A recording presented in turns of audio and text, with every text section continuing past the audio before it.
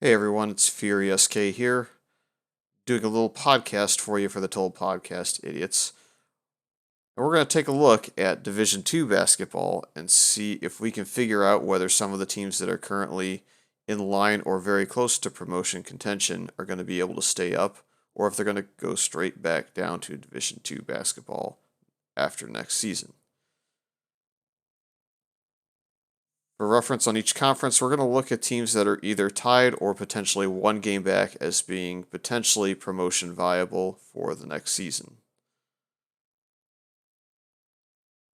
So with 9 games to go, in this case, you would have Brown sneaking into the equation, but with the next 3 teams of Southern Connecticut State, Hawaii, and Shepherd, we're not going to look too deeply into those teams and whether or not they would be able to stay up, simply because it would take quite a lot of time to review potentially 7 to 8 teams per conference.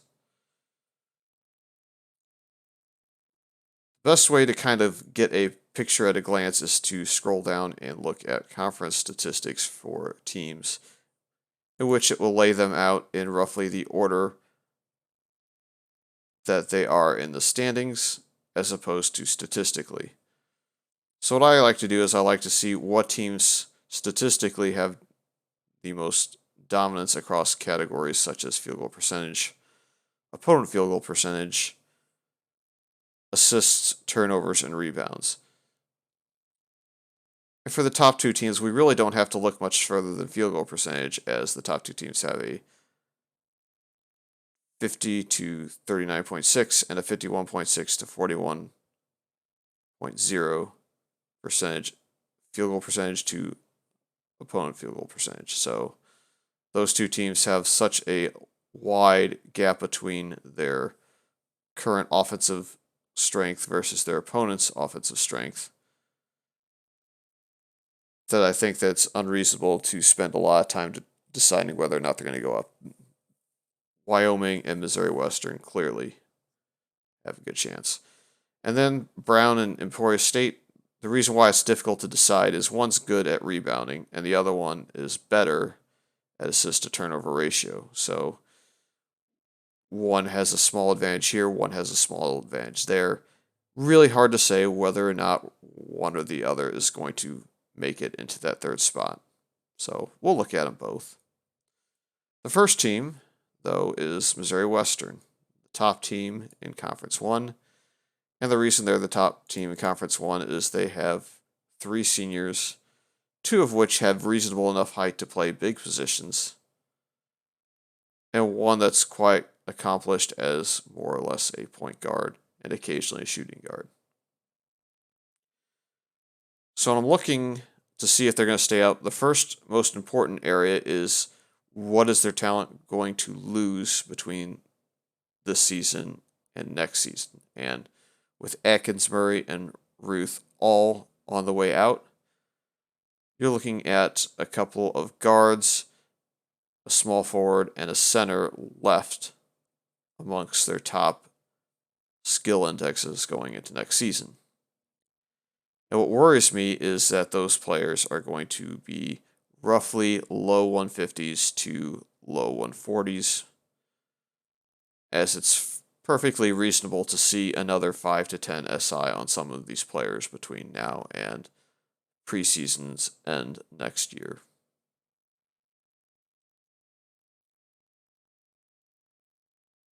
So they have the defense on the perimeter with White. They have the inside defense with Hamilton. They actually have reasonable defensive values on some of these players. The only problem they have is that there's just not really any sort of dominant player staying on their roster. Like right now, you could look at their top 2 and say the reason why they're winning is they have top of the line inside shooting, inside defense, and rebounding on 2 players, not just one. So they're dominating strictly because they've got the big strength that's going to disappear. Without looking at the Division 1 conference they're going to go into, I think the preliminary guess is that Missouri Western is probably not going to be able to stay up. So we're going to go ahead and say probably no. What they're going to have to do is they're going to have to look at their team's offensive capabilities, and I think they're going to have to play slower. I think they're going to have to go to game tactics and knock their tempo down just a little bit, because they're still going to have enough strength at handling with 3 or 4 players in double digits and no one really amongst their scholarship players outside of their international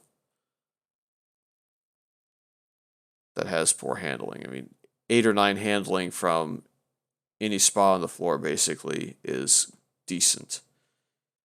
And they don't have anybody that's poor at handling once Murray leaves the team. They are bringing in fresh talent, but none of the fresh talent they're bringing in really looks to be somebody that can come and start right away, so it's hard to factor them into the equation. Next up is Wyoming.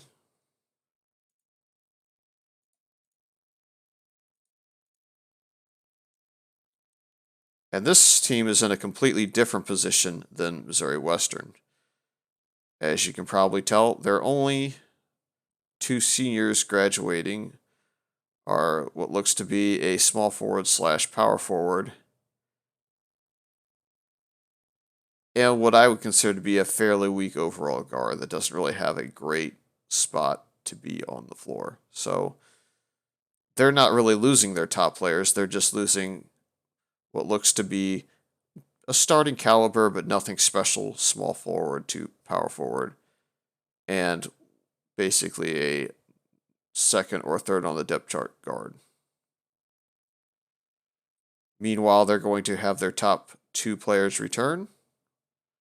They're going to keep most of their big strength with those 2 players.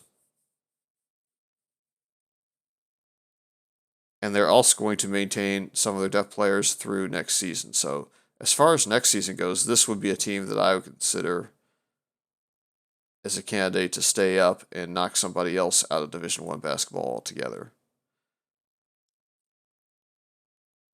And again, the 2 players they're bringing in do have talent, but they're not exactly at the level where they're going to really play for them right away, so neither one of their commitments this season are likely to play a significant amount of minutes next year. In fact, I would assume both to be red shirts.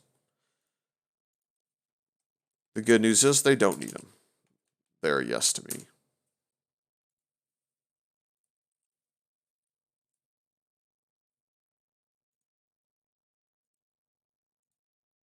Next up, Emporia State.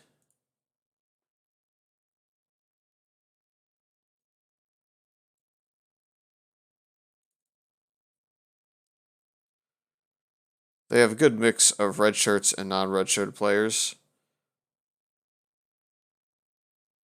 Looks like Sakamoto is one of their best players, and it's more of a guard because he doesn't have the inside defense to really play the small forward position, despite his height being somebody you would consider as a prototypical small forward.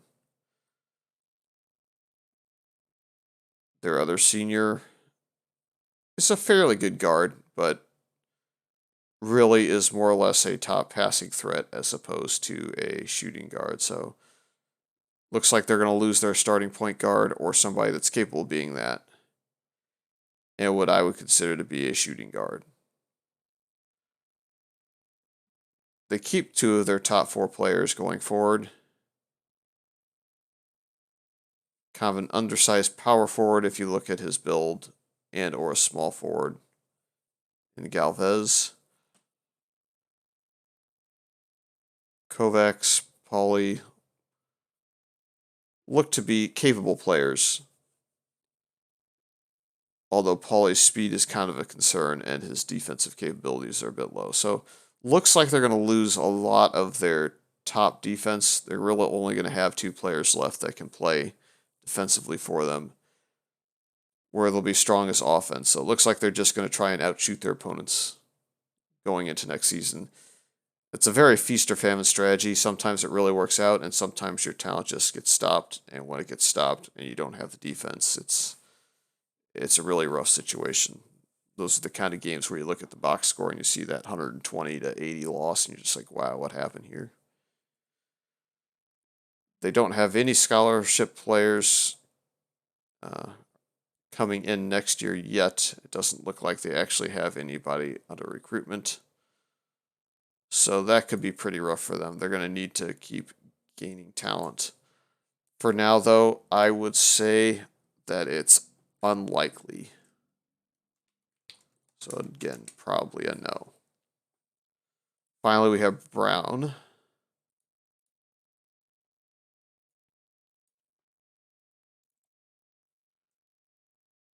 And they just have the lone senior. And this is actually kind of a scary team to look at because they only have that one player on their team right now that is in the upper class category. And everybody else is either redshirt sophomore, redshirt freshman, or freshman. Naturally, that leaves them with very few scholarships available, so the fact that they've only got one and they haven't filled it doesn't really bother me too much. It is what it is. Looking at them from a defensive standpoint with these players, they're going to lose their only good inside defender, and their best options left are likely to be in the 9 range. I think Snyder can get to the 9 next season. And then they're going to have a decent inside defender in Zach Mullen, but unfortunately his height makes it so that small forward is about as close as he can get to the big position. They do have a lot of young guards, though. I think their perimeter defense will come back. And more importantly, they already have a lot of potential offense with this team, given that there's a lot of players that have that double-digit, albeit low double-digit, outside shooting. They're going to need some more inside shooting threats to have kind of a more consistent offense. And I think the one thing that makes it hard for me to say yes definitively is I don't know how their ball control is going to be next season, given that they're not going to have a lot of great handling. Instead of having a lot of 8s, 9s with 12s and 13s, they have a lot of 5s, 7s, and 8s, with the top one remaining being a 12 and only being one player potentially in double digits, or as many as, I guess, 4, since there's 3 sitting on the 9 value right now. It's a very fast team as far as the players coming back. Very good offense, but handling and defense and ball distribution all going to be small problems for them. I think they're almost going to be forced into an up-tempo situation just because it's going to be really difficult for them to kind of pass their way into offense. They're going to have to just try and drive up the court, transition game, try and shoot right away, and not worry about getting the perfect setup, because the more passes they have, the more turnovers they're going to likely have. So if they get in position, again, a probably no. So for conference 5.1, one team that I think is going to definitely fight their way through, and 3 more teams that could possibly sneak in depending on how the talent looks up there next season. But I would say they may be 3 of the 6 coming back down into either 5.1 or 5.2. Next up, looks like we have Washington State, UNLV, Grambling, and Long Beach.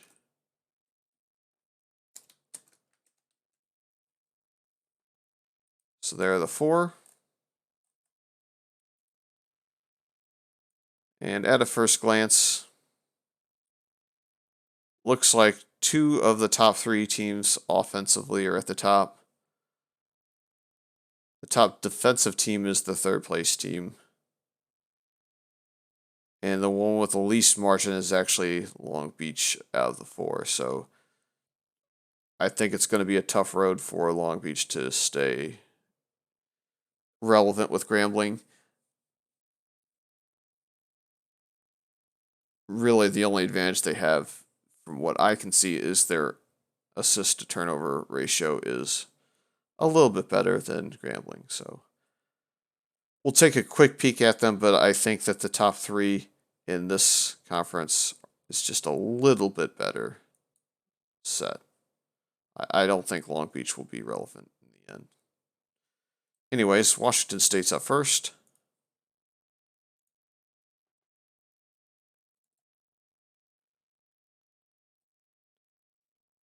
Two seniors, 5 juniors.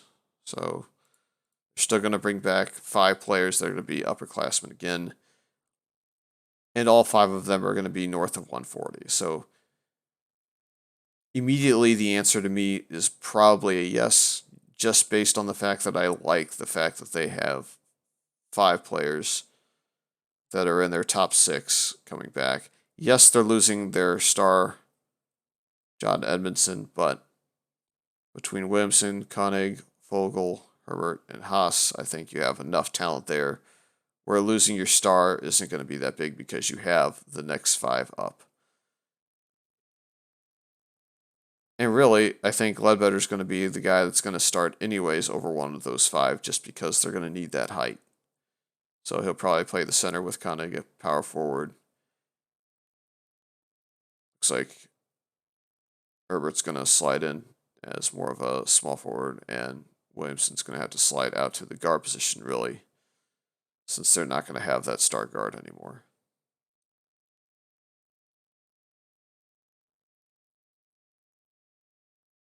Yeah, pretty impressive team here as far as what they have going forward next season. Take a look at their commitments coming in, but they won't matter in the equation to me. I think this is a definite yes. Looks like they have 2 coming in, and they've completed their class. Just a quick look at Cook just to see if his height's going to grow anymore. Yeah, it should actually. So could fit into a forward role if his interior defense comes around. If not, looks like a fairly reasonable guard prospect as well.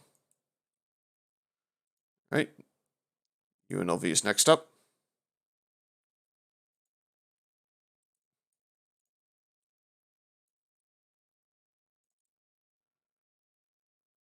Of their top players, they're going to lose 2 of them.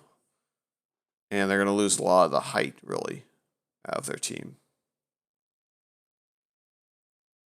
However, I do see 2 players that are still fairly tall in Bustos and Leary staying in. Oh, actually, he's one of the ones going. Martelli's the one that's going to stay out of those 2. So they're going to take a bit of a hit in terms of defense, but it looks like they're going to keep their offensive upside.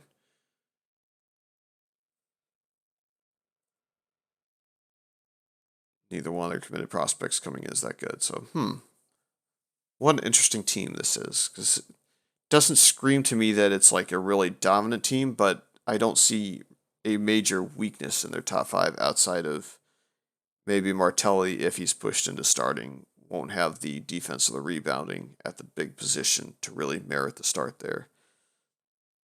To be fair, rebounding probably hits 10, so it's fringe.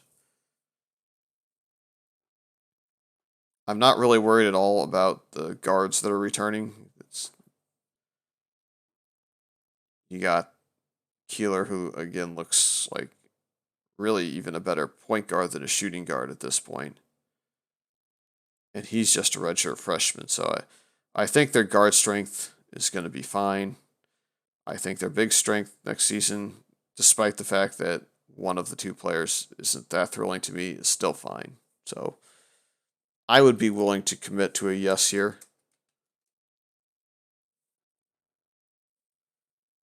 They're going to have huge handling numbers outside of Martelli, who again, for me, projects to be a starter simply because I don't see a lot of other options on the team yet. They might have some that grow into the position. Maybe Cummings is worth a shot, but he's kind of far down in other skills at this point for me to really push to say he's a starter. But there are going to be teams in the next level that just aren't able to stay up, that are going to lose more seniors. So I'm committing to it. Grambling State.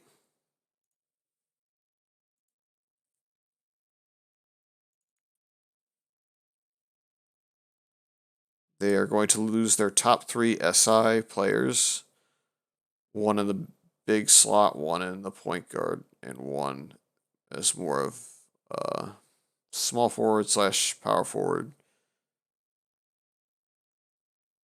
So initially, it doesn't look great for them, but they still do have talent staying relevant next year. I see at least 3 positions that are locked down and 2 more that are not quite a lock just because I don't see a lot of depth past that. So really a question of whether or not Mejia, Marksdale, and Gillum can hold them upright.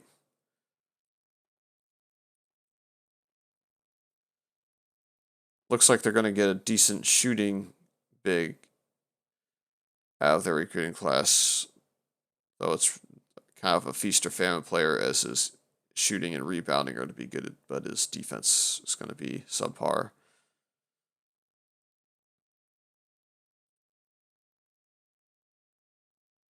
And I don't think you can see the tooltip, but it's actually got that guy's vertical as a 41. So we'll see. I mean, that's a pretty significant number to put up there. I would say that Grambling, in comparison at least to the first two, is a probably no. I think if you saw fewer teams between Conference 1 and Conference 2 being a yes, like if I only put one yes so far, I would be willing to at least gamble that there'd be 2 or 3 teams coming up that would stay up. And this would be more likely, in my opinion, than some of the other ones. But I think what kind of holds them back is they're really not going to have enough depth on the team. I think the other teams that we've looked at so far are going to have a lot of 120s and 130s, whereas even if you project out a 5 to 10 gain, at best you're looking at Robinson sneaking from 113 to probably 120, 121, and Cleary's going to have to go and jump 9 more SI. And furthermore, none of the players that I see that are below the 130 threshold have great defense or even good defense. And a lot of their shooting is pushed to range when they have it. So I'm really struggling to see them as a significant threat going into Division I basketball.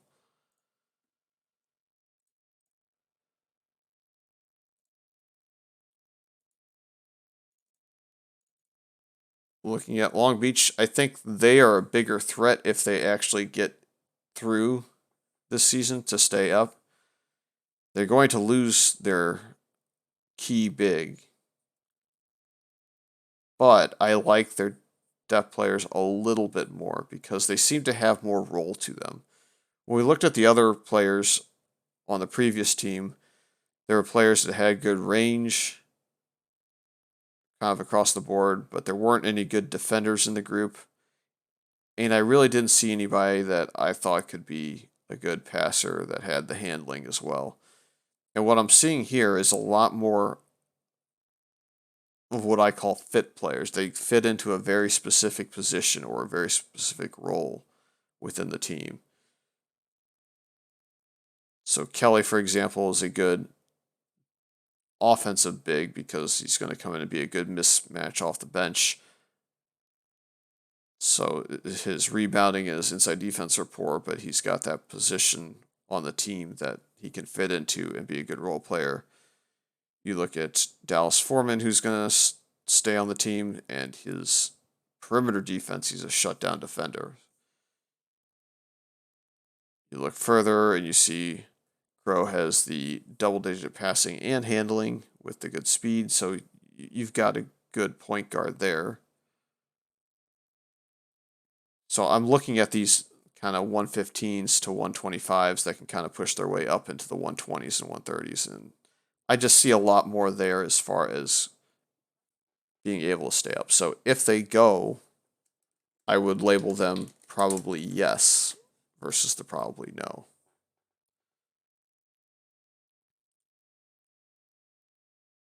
So I haven't ruled anybody completely out of being able to stay up when they get there. And I've ruled that 3 going into the first conference in Division 1, basically Conference 4.1, are likely to stay up. So there's 3 teams that are going to be there next year that are going to have a struggle ahead of them.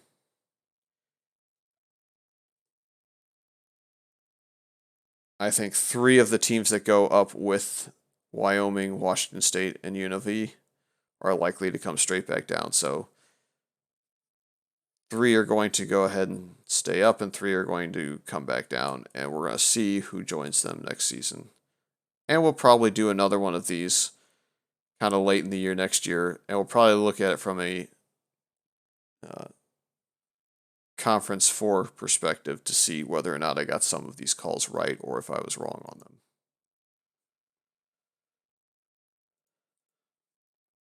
Conference 3, let's see, Maryland,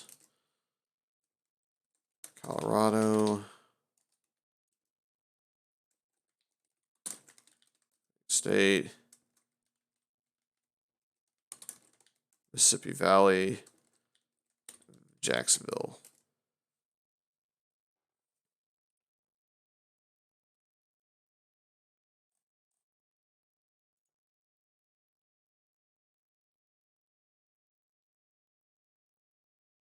All right.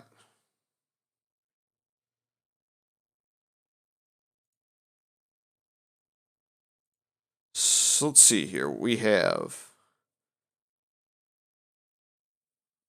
looks like the top scoring team in this conference is not set to even be in the top 5 discussion at this point.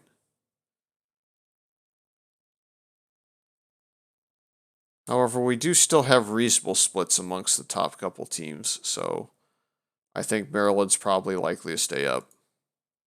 Oh, we're going to actually go back one here.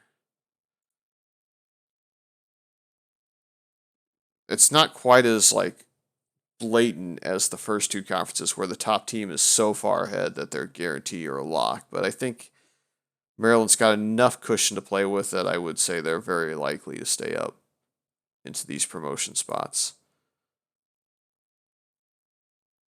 It happens to be one of the teams that does a lot of the form work as well, so shout outs to Koff. Let's see what he's got going for this team. Very clearly, top 2 players on this team kind of carry it.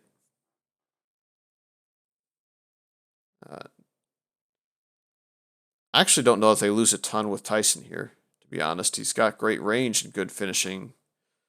So in theory, his perimeter shooting should be quite good, but it's all kind of in that 3-point range setup. So let's take a look. Assuming he's probably played mostly as the point guard as opposed to a shooting guard, and it looks to be what's happening here.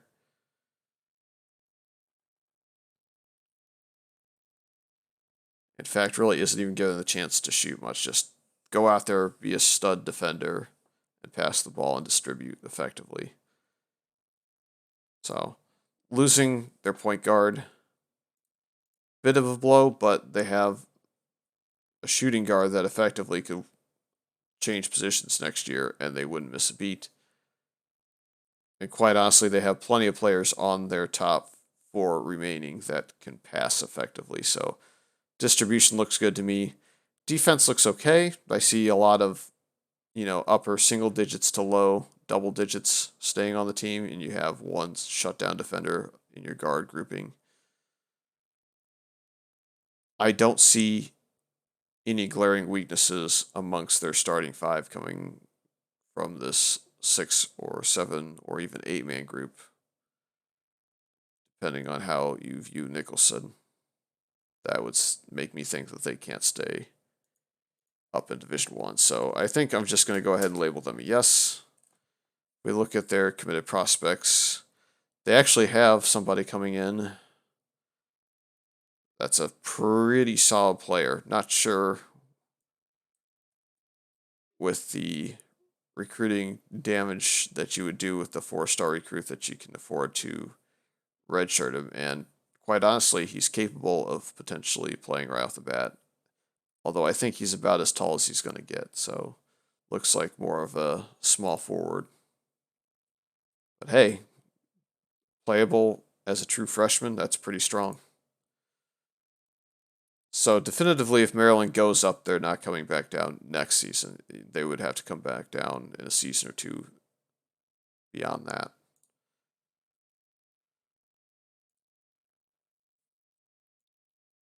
Looking at UC Colorado, they are losing 2 seniors. Looks like they're losing one of their guards. And kind of an undersized small forward is my guess. Could be a shooting guard, so they may be losing 2 guards. Or they could be losing a guard and a small forward. Don't think it hurts them enough to keep them down, though.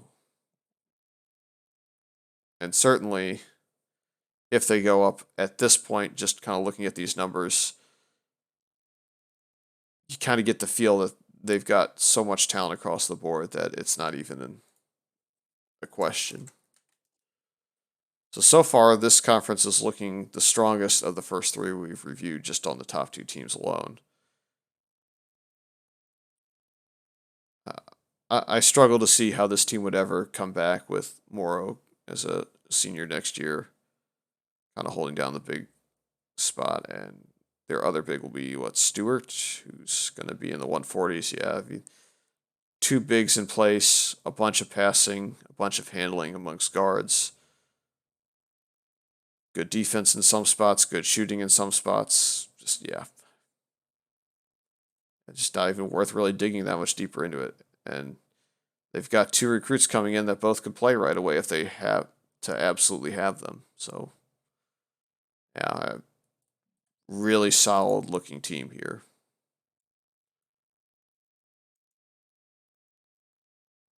So far, Conference 4.2 is looking pretty scary as far as the teams that are going to be joining it next season. And while it's not looking a lot better once you even get to the 3rd team, at least the 3rd team, Clayton State, is a little bit weaker than the first 2. So we're finally not out of the Conference 5.3 into Conference 4.2 situation where we're having this automatic lock to finish in maybe the top half even of the 4.2. I think Clayton State, if they go up, can stay up. I think it's going to be a little bit closer call just because there's a couple other dominant teams going up with them. And I think where they're going to hurt is on the inside defense. I think teams will probably look to expose them a little bit, given that they only have one player that's very capable of defending on the inside. And their height in general is a bit of a concern to me as well. I only see one player that's kind of in the scholarship position that's 6'8" or greater, so they're going to be playing some guys that are a little bit undersized. I don't consider Torrey to be enough of a threat.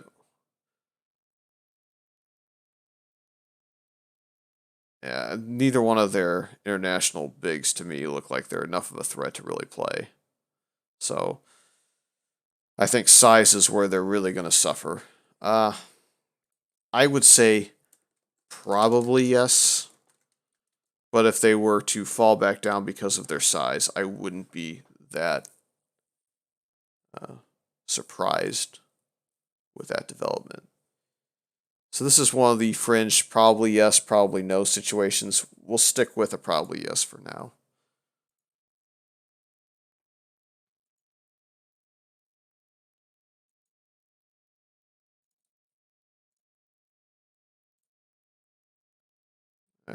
This team, Mississippi Valley State, does not use red shirts at all. You can kind of see where that hurts because you're not looking at a team that has some 150s and 160s amongst their senior class right now. They're instead a lot of players that are kind of in the 120, 130, 140 range. They're losing just the 2 seniors in Scales and Lawrence.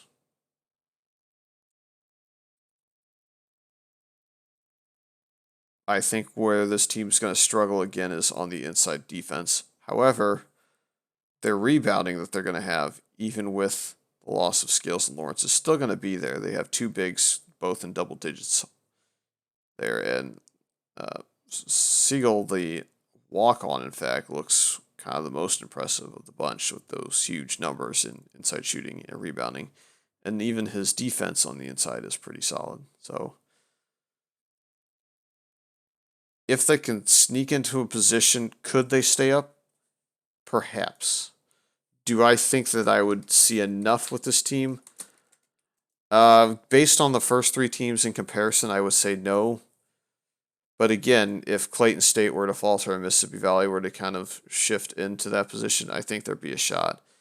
And they are getting a very solid JUCO in that can play right away. So they are bringing somebody in to address at least one of the players that is leaving. So while it's probably no, again, this is one of those fringe categories where I wouldn't be stunned if they were to manage to stay up. It's just how do you compare them to a Maryland or a UC Colorado who's looking more likely to go up? It's really hard to say that they're going to be able to fight those two teams. So I'm also looking at the teams they're going up with when I'm making that call.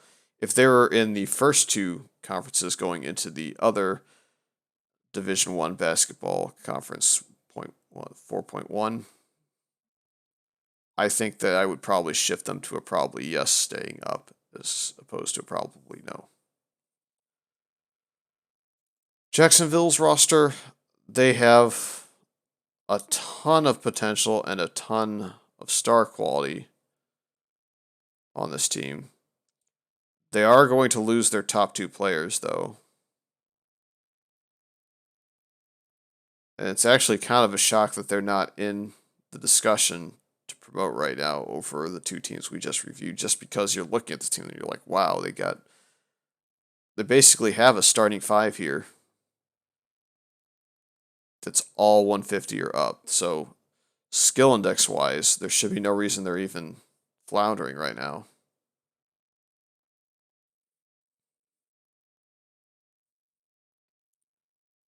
I mean, I guess I can see that Irving's height's probably hurting him a little bit. But he's a 193 SI, so even with that height, you would think that if he's going up against what we've predominantly seen as 140s and 150s, the 50 skill index difference should be enough to overcome a lot of that. So I'm guessing just strategically, Jacksonville's setup isn't quite as good as other teams because skill-wise, it's kind of the way I run my teams. I try and just win by skill index because I don't have my confidence in my coaching ability. Anyways, they're going to have 6 players that are currently underclassmen staying on the team, all of which are 130s or above. In terms of just skill index, without thinking about coaching, I think it's an absolute yes if they manage to get up. However, there's got to be something going on. I think we've got to revisit this if we're Jacksonville's coach and say, what are we not doing right with these players?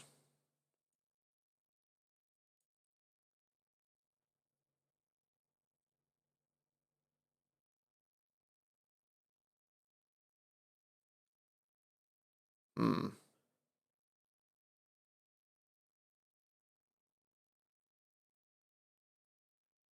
It looks to me like they're just not playing enough minutes. They have the depth on the team anyway, so I mean, the minutes shouldn't be that big of a deal. Let's see.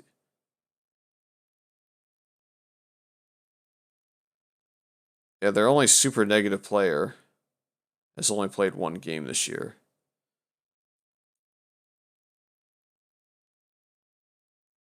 I guess maybe they're just keeping teams in games amongst the top teams by playing their main players too little. And they're still getting injured often enough, so. Well, I take that back. Their only major injury looks to be a player that didn't really have much relevance this year. I don't know. I could probably take 15 or 20 minutes and kind of evaluate player for player what they should do differently. But I don't really want to take away from this, otherwise we'll turn it into a 2-hour video. It's already kind of pacing a bit long, so that's a really scary team there.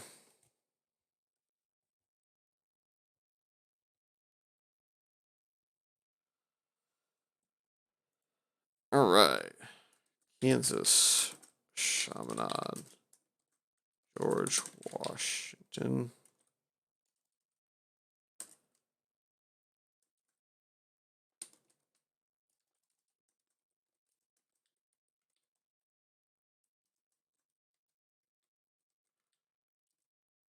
Probably not going to spend a ton of time on that sixth team in Conference 5.4. But wow, this is really a conference in flux. It does not look like there's a runaway team right now. Just going to click this so that it keeps it on there. Okay.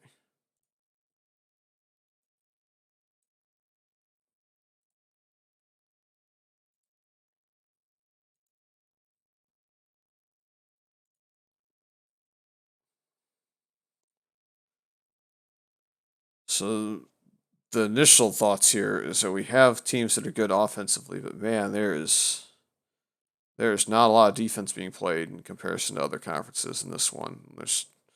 You occasionally see some 40 and 41 values for opponent field goal percentages elsewhere, but looks like 42.8 for Georgia, the sixth team in the equation, is about as good as it gets.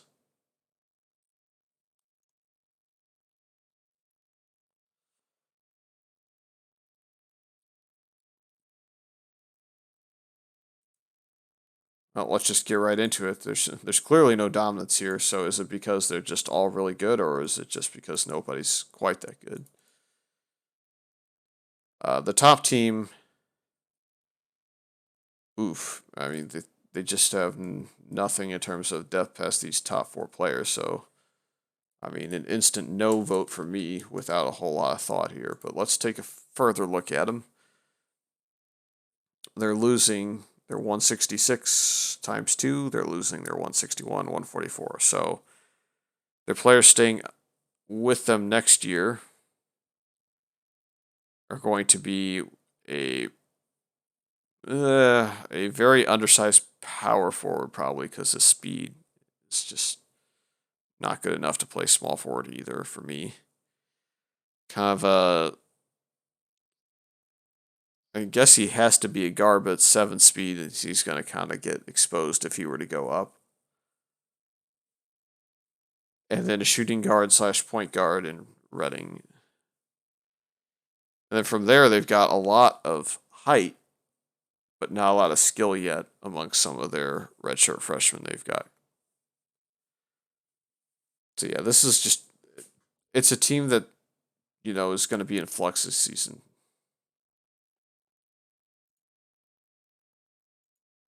So sorry, DCM, who's on the Discord. It's kind of one of those seasons where I think even he would admit that it's going to be a long road next season if he goes up, because it's just going to be all about kind of out coaching people with less talent. A lot of height, a lot of missing skill.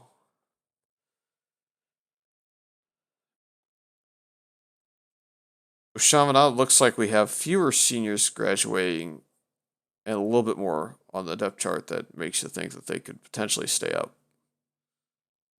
So this is kind of more fringe territory at least. They've got the true freshman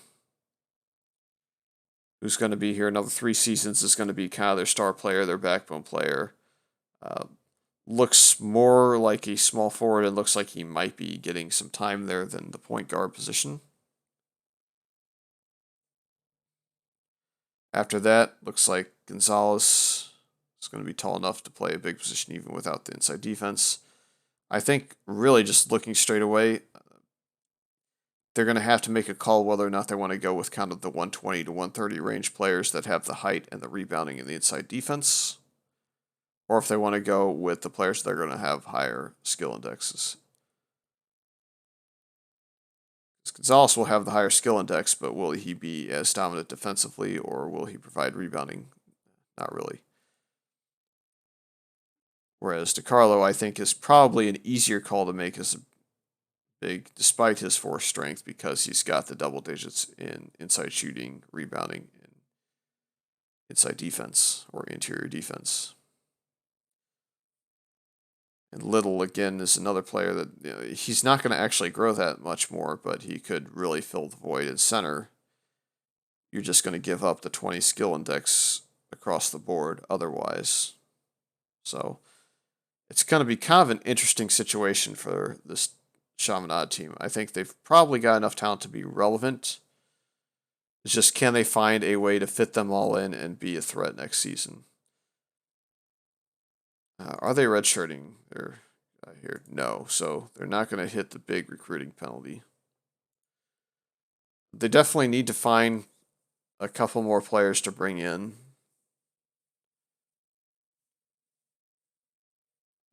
I'm going to say probably yes, just because I think they're going to have enough left.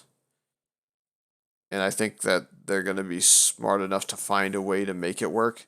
But I'm not going to be 100% definitive just because they have a couple of good players and a couple of pieces. I still don't know that they're going to have everything they need to be able to fight their way through some of the teams we've reviewed from this conference and the previous one.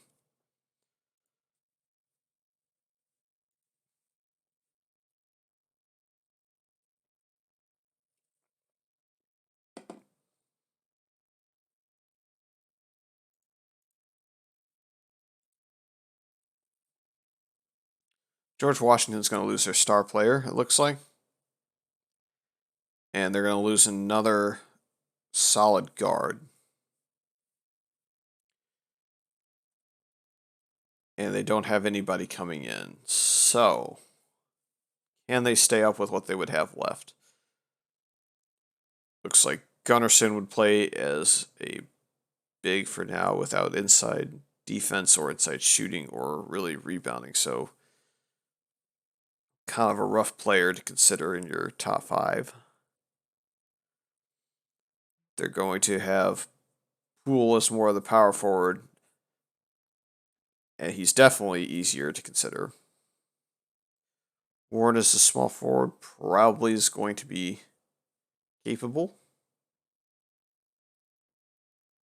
And then you've got kind of Jacobs as your point guard, Milton as your shooting guard. Yeah, I think it's possible. I think the one thing that strikes me as a huge, huge, huge minus in their starting five is I think their small forward can get just absolutely exposed with that 3 speed. And I worry that they're not bringing in enough talent right now to be able to kind of help them. Because if you look at their redshirt freshman group and their freshmen that they brought in a couple of international players, but they're players with huge potential and not huge skill indexes. Like Jarvis Young has the 13 potential. Boma has 13 potential. Costa has 13 potential, but their combined skill index is kind of sitting in the 1 or 220 range combined across 3 players, kind of averaging in and around that 75 range skill index across the 3 of them. I think they've just kind of taken on too many project players to have a lot of chances here. I think what they really need to consider is some more 11 potential guys that can play right away and not just look for 12s and 13s, because they've got the top end guys that are 13s that are great, but I think they've taken a lot of chances and too many chances to stay up.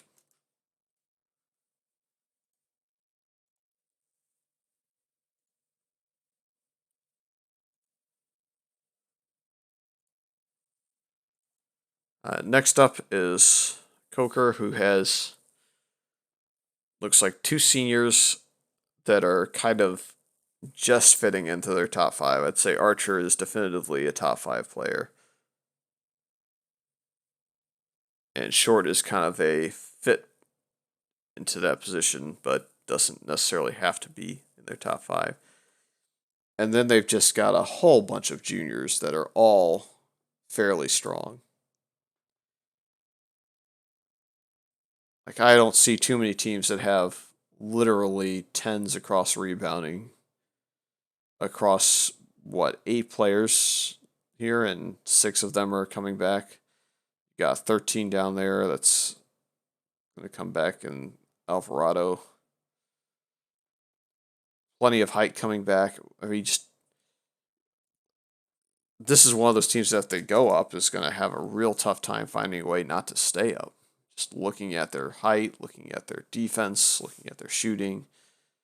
The only thing they don't really have in some spots is speed, but they also have speed on 2 of their main players that can play the 2 guard spots. So when you're looking at iffy speed, you're looking more at their backup guards, their small forward perhaps, their power forward or center perhaps, but once you get into those big positions, it doesn't matter as much. I think the concern for them will be the following year. They can go up to Division I basketball and stay there for a year, and then they're going to just drop because they don't have any freshmen, and they don't have any commitments to this point. So they're basically going to have 2 blank years or 2 years where they're not going to have a lot of talent, and that's eventually going to become their upper class group of 0. And once that happens, it might be a single or double drop from there.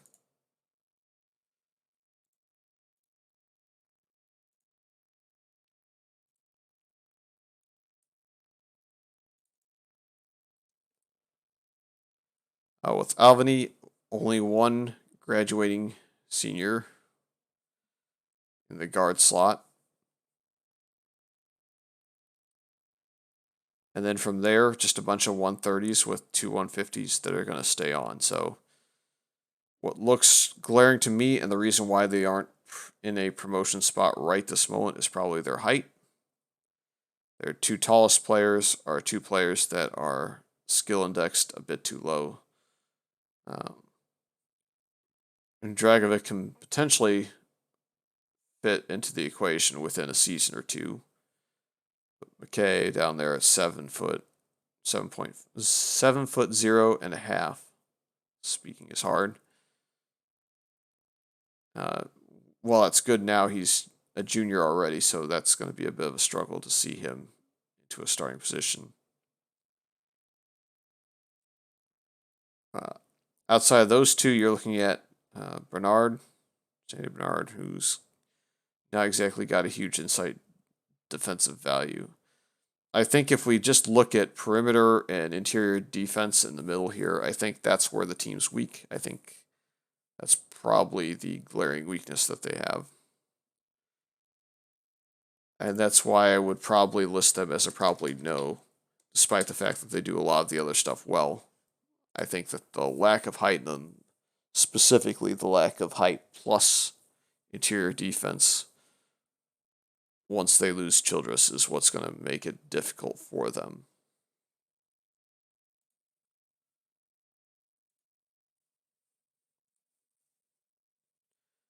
Finally, Georgia. Only 1 senior graduating, however, 8 scholarships available, nobody coming in, and really only going to have a group of maybe 5 players plus a walk-on that are going to be relevant enough to help them out. So they're very much all in on their starting top 5. That's just a recipe for bad things because the depth won't hold up.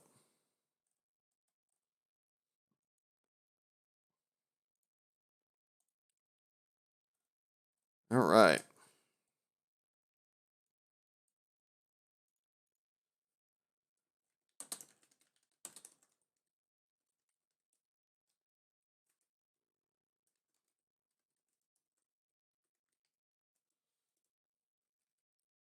of all the conferences, this is the first one that we've hit that has 3 teams definitively going. I don't see Howard making up 3 games and with 9 games to go. Their next game.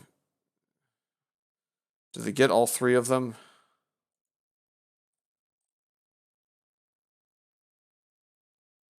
They get 2 of the.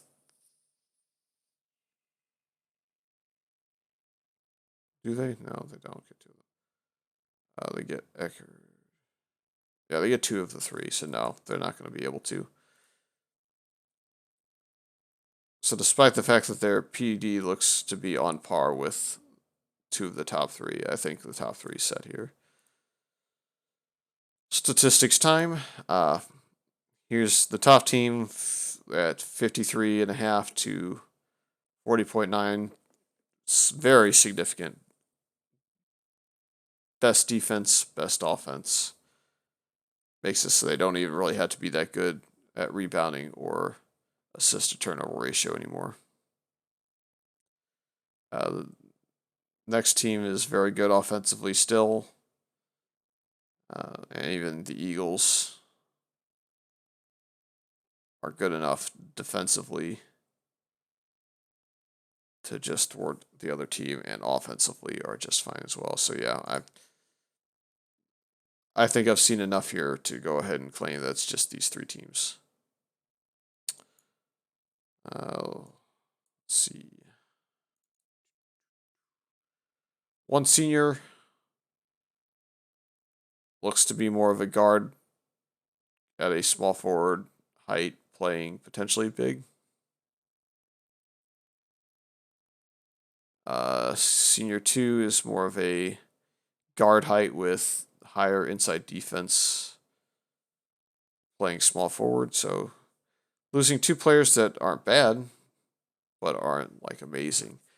They're getting in somebody that's going to have 14 potential and have 140 SI, who is going to kill them if they redshirt. So I can see them getting a player right away to help them.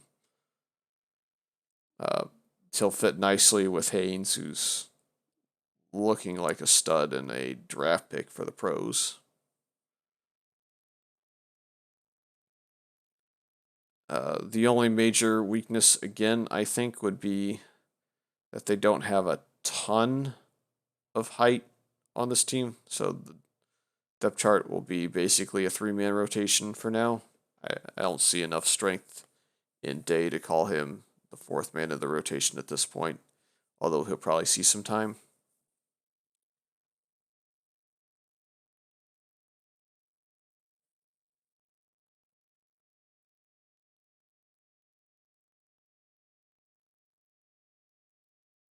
But just from a skill index standpoint, just counting it out, you have 1, 2, 3, 4, 5, 6, 7, and potentially 8 players currently on the team, and a 9th coming into the team. They're all going to be 130 or greater skill index. Very, very, very hard to find a reason not to just declare them a candidate to stay up once they go up to Division I basketball.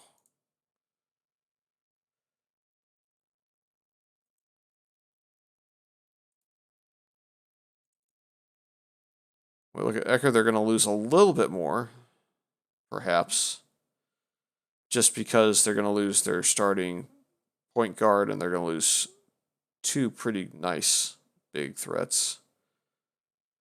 However, very much like Cal State Fullerton, they're going to have enough talent, in my opinion, to stay relevant. Just because, again, you start doing the skill index count for 130 and above, it's 1, 2, 3, 4, 5, 6.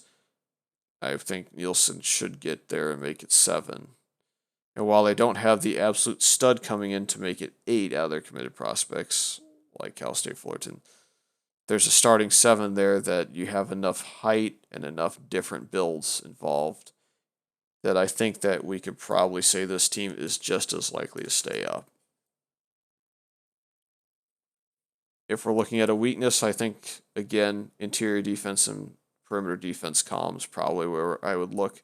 They're going to lose 2 of their double-digit inside defenders. They're going to be relying on some guys coming up and playing well from the lower skill index range to kind of fill that defense for them. And finally, the bot team of the group.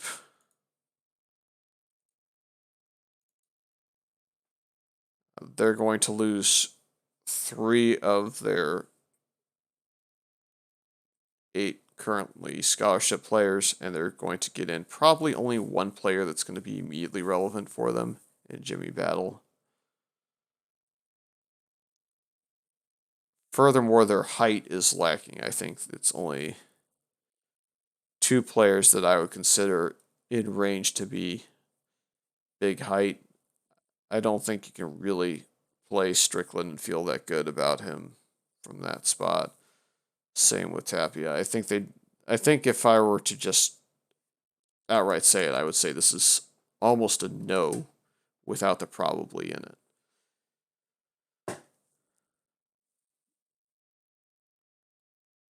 So you basically have Tyree and Augustine on the big rotation. One of those doesn't play inside defense well at all, doesn't really shoot effectively enough as a big, and just rebounds for you. His strength isn't there as well. Where they're strong is their guard positions. So if they stay up, they're going to get carried there. But I think it's going to be a situation where they have to be up-tempo, shoot a bunch, steal a bunch, not turn the ball over a whole lot, and just try and win by shooting at a slightly lower clip, but shooting more shots by, say, 10 to 15 over their opponent. And in order to get there, they would have to have a little bit better rebounding than what I see.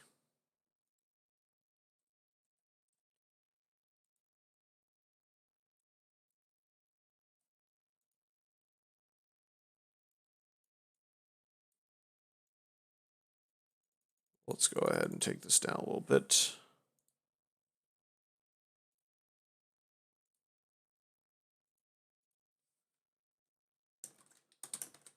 Looks like we got, again, a conference in 5.6 that has 3 teams that are looking fairly locked up.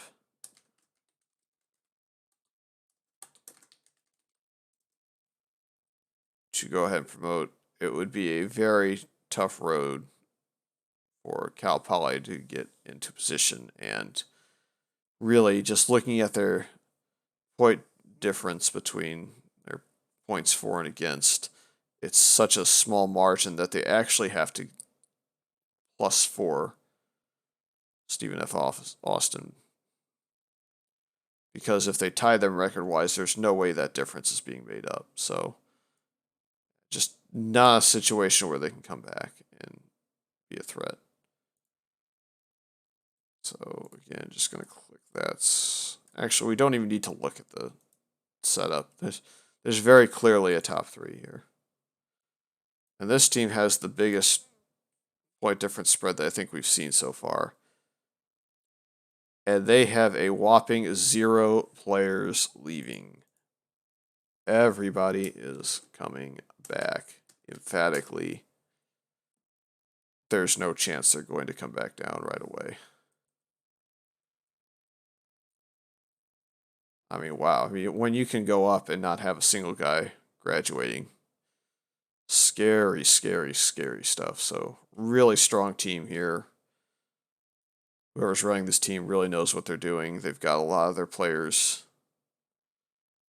in a good spot without having to have gone through all 4 years of playing time.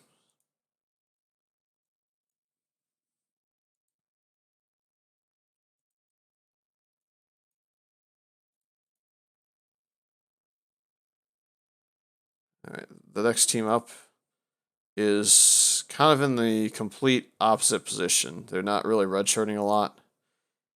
And it looks like their entire starting 5 is going to leave. And that's really scary. they're bringing in some fresh faces that are going to be able to help them out in a couple seasons here. Probably not next season, but the following season.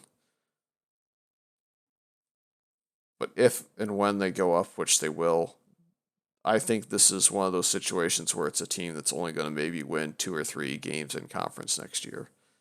As unfortunate as that is to say about anybody's team, it's really going to be 2 players in total that I would have confidence in putting in my rotation, and one of them is a walk-on. So, sorry to be the bearer of bad news there, but Morgan State's probably going to go straight back down and maybe double back into Division 3. But, sometimes the best way to learn the game is to fall down and kind of get back up and pick yourself back up. So, I'm sure we'll see them again. This team's also not in great shape with 4 of their starting 5 graduating. However, they do have a little bit of depth, so this is not like the emphatic no that I saw before. The reason why it's still going to get a no vote, though, is because of a issue with height. They're going to lose one of their bigs, and really the guy that's playing, I guess, is the international player, I'm guessing, is the other guy that they're starting. Yeah. So, just from a skill standpoint, they're only going to have 3 players that are big height. Hackett's really probably fringe. And then you've got Dirk Jensen, who I can't even consider in the rotation because he doesn't have rebounding or inside defense beyond us. A 4 and a 5 is just not there. So I think this is probably a clear-cut group of 6 going into 4.3 between Cal State Fullerton, Eckerd, and Caltech, and a clear-cut 3 dropping. So that conference should know exactly what it's getting.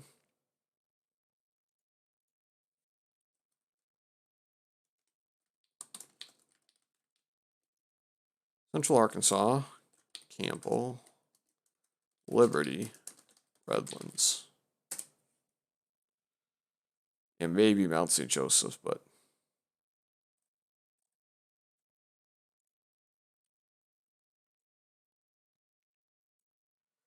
taking a look, top team is very blatantly the best team in terms of field goal percentage for. And then again in field goal percentage for their opponents. And their turnover margin's super low, so you can see why they're at the top. Looking between Liberty and Redlands mostly. With a glance at Mount St. Joseph.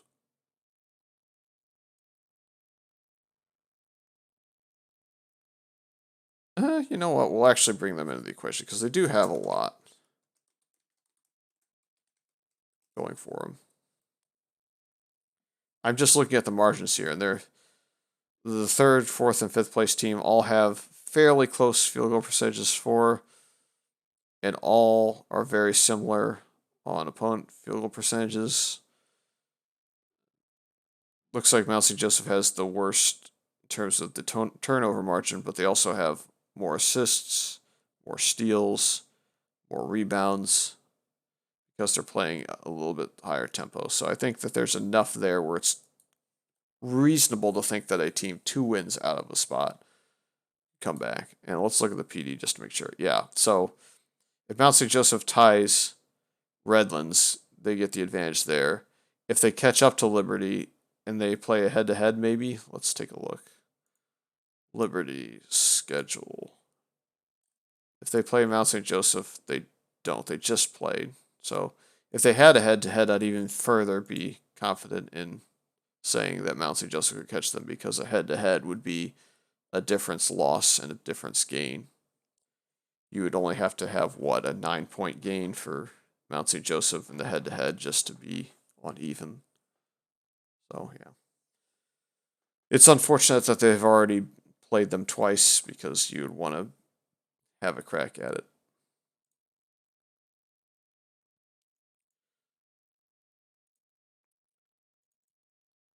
All right, Central Arkansas has 0 freshmen.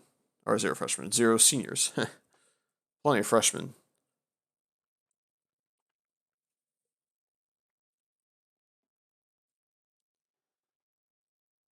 Looks like they have enough height, even though their skill indexes get a little bit on the low side with the 4th big into the equation. I don't think there's enough here to say if they can't stay up. I think a probably yes is more fitting, but since it's kind of the first team that we're looking at that's going into the next conference in line, which is I think 4 is where we're at now. Division 1 basketball. 4-4. That I would be willing to just say that they are a probable versus a yes. I think Alfred's just going to carry him, to be honest. He's looking at that 20 in OS almost at this point. He could easily get there. And he's a great point guard, too. He's got huge passing, huge handling, great IQ. Just all around is so strong.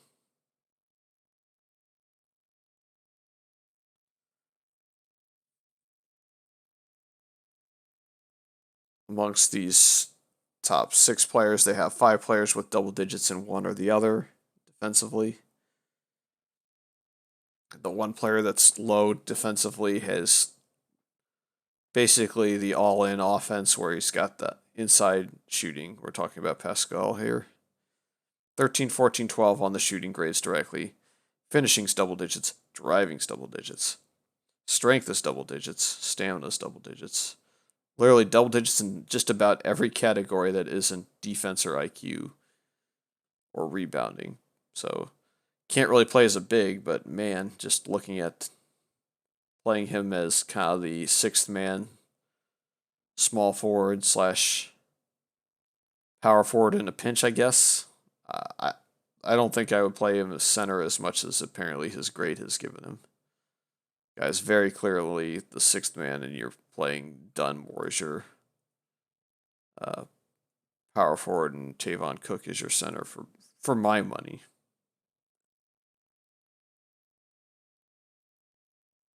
But anyways, not my team. And I'm not exactly the best coach to sit here and tell you where you should play players. So just looking at it from skill index perspective. But at 19-2, don't take my advice, I guess. Just go for it. And you're probably going to stay up with the lack of people graduating next year. Campbell's going to lose 3, including their best player. However, they're going to keep up someone that's going to be in the 160s, 2 players that could be in the 150s, including one of those being a redshirt freshman.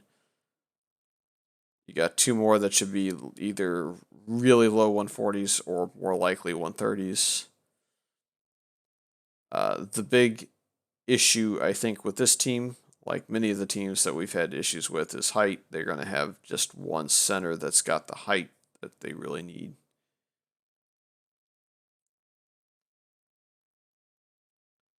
Looking around, I think they're going to have to go basically all the way down into the true freshman this year, Dylan Shepard. If he's redshirt, then he's going to have 4 years to go. Let's take a look. He is, so he's going to play 4 years in a row. I think he's going to start right away. I think I would be willing to give them a probably yes.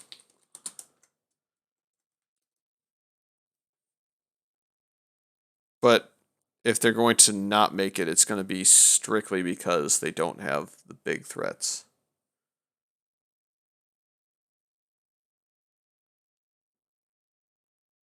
And inside defense plus the lack of height.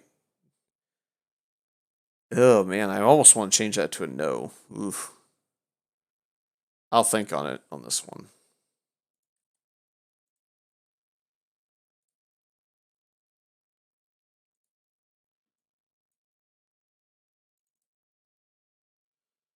Let's see. Liberty has 2.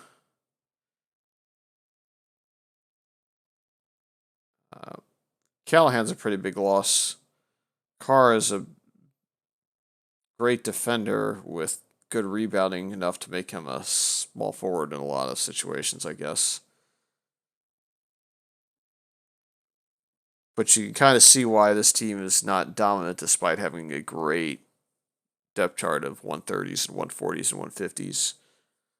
They simply don't have a lot of height on this team. They only have one player that's kind of in that big height.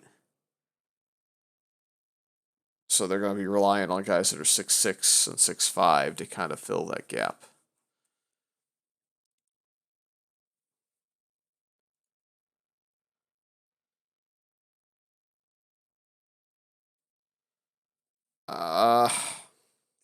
Man, this is a tough one for me because I almost want to just say probably no in this case. I may just go ahead and say probably no on both, I think, now that I'm thinking about it clearly enough. I really think it comes down to just being strong in the perimeter defense and not being strong enough inside for Liberty in particular. But I think both teams kind of are struggling for me in terms of their height that they have on their team.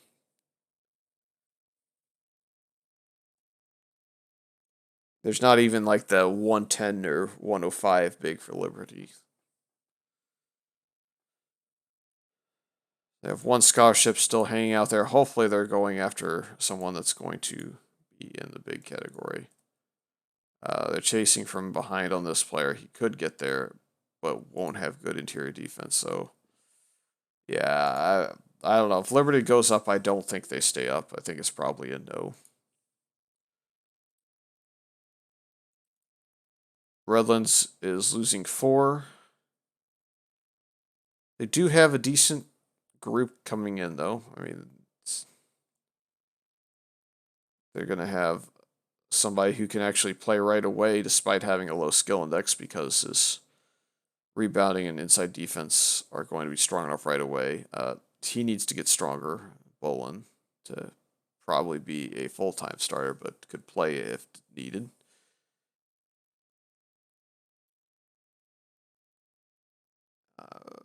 I almost think, again, this is just a situation where there is not enough height. They have one player that's got the height, and that's kind of it. They might get a second guy depending on if Clyde Palmer was a late bloomer. He's 6'6" now. If he gains an inch or so, then you can consider him to be a power forward threat. But again, it's strictly just a height issue with a lot of teams so far in this. I think it's just a probably no. If they stay up, they're staying up strictly because they have a ton of good guards and small forwards in terms of their height and in terms of defense and in terms of shooting. Finally, Mount St. Joseph's the last team we're going to look at here. 3, 4 of their top 6 SIs are going. So this team is basically all in for this year. They're going to lose all but 2 of their double-digit defenders, and they're going to lose their best big on the team. They're going to have some decent height still, but a lot of the players that are decent height are just skill index minus players. I mean, Stankovic is not going to be a good inside defender ever with that 3. Wu has 3. So basically looking at Roberson as a guy that has enough inside defense and height that's reasonably close. Otherwise, it's literally just looks like Felon's the only guy left that's tall enough. And he's kind of the fringe, so. 5.7 as far as the promotion contenders is clearly a conference where there's a lot of teams that are fringe to make it up, but the reason why they're going to have a struggle to stay up is they just don't have enough inside talent. Okay. UPR, St. Bonaventure, Weber State, University of Chicago,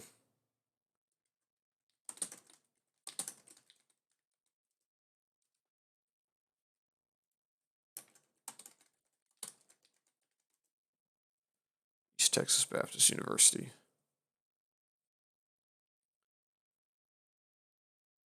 Looks like East Texas is probably the most fringed on PD alone. Let's take a look here what we have. UPR.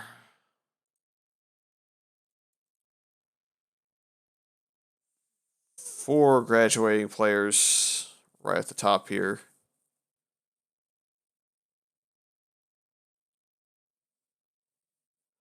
Height-wise, they're going to have two players that are probably tall enough with enough skill index right now to consider playing time.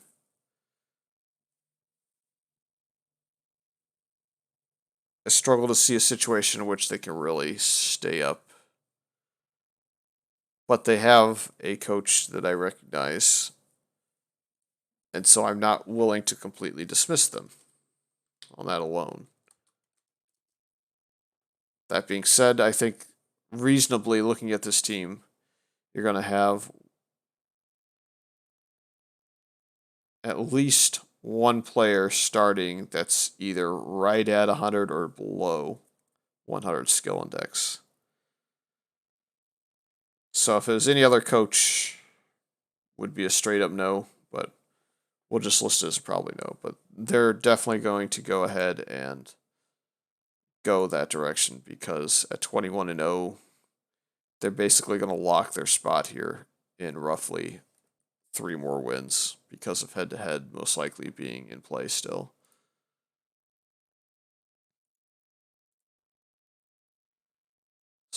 The Bonnies, let's take a look.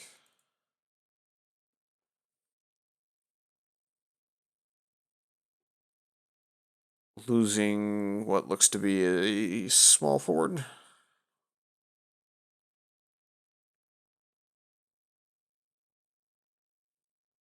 And then losing what looks to be a point guard. Point guard that could really have almost played small forward as well. So losing two of the same style of players, and they're going to have a lot of talent that's going to be in that 130 range. And nobody coming into the team that's immediately going to be playable, or at least nobody that's definitively coming in and playing right away.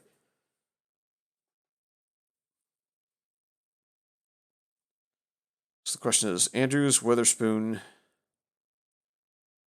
Howell, Fountain, Clark, strong enough? I think so. I think their top 5 could be strong enough. They're going to have a weak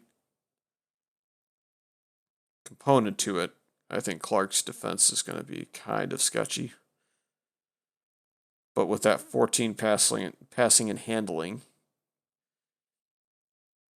I think the weak left side is just fine because the weakness there is there's no shooting, and the defense is just mediocre at best. It's going to be an 8 or a 9 next year. But it's close enough to where you look at the distribution and decide that that'll work. Height-wise, losing quite a bit of their height. So their depth chart there is a bit of a small concern. But they do have at least 2 that are coming in or coming back next season. So their starters are locked up. They're going to have troubles if and when they get hurt. So I feel a little bit more confident saying that they can stay up, but not definitive.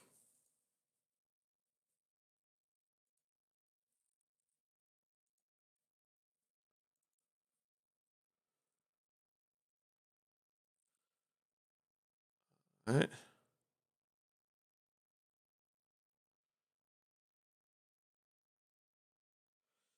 So this team here has 2 seniors.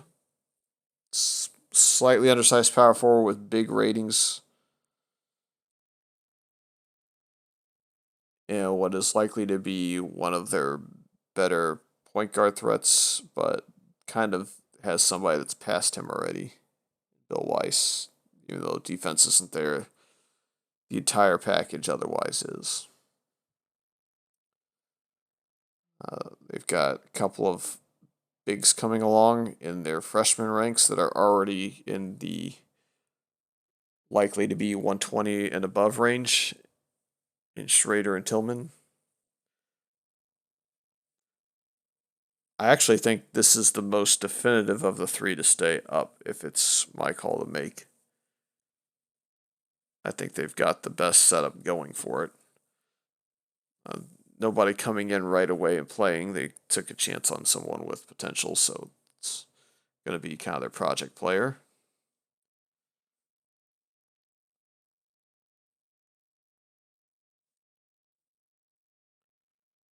But yeah, I don't know. I think this is fringe yes to probably yes situation. I think just because we haven't seen a lot of definitive yeses so far, we're looking at a situation where there's probably only one definitive yes out of all the teams going up, and 4 to 5 that are likely to be worse than this team should they go up. So, on that grounds, we'll say yes. I skipped a team. Hold on. University of Chicago.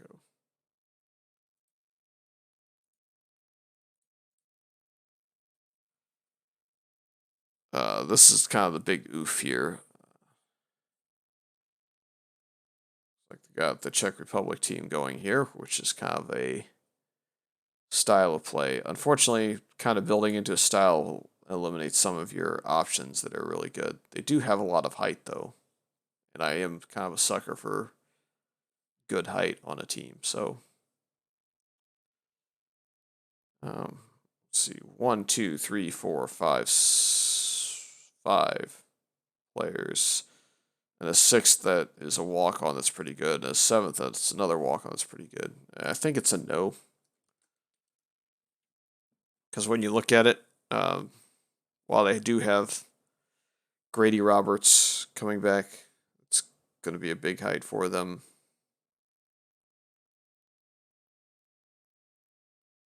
You have Klima, who's going to be a big height. You have Crossley, who's going to be a big height. You're starting to get down into the lower end spectrum of players that can really compete at Division One basketball when you start looking at 110s that are starting or playing big minutes. I think Crossley's going to have to play 20 minutes a game based on their height down there. So that's why I kind of lean straight up no as opposed to probably no.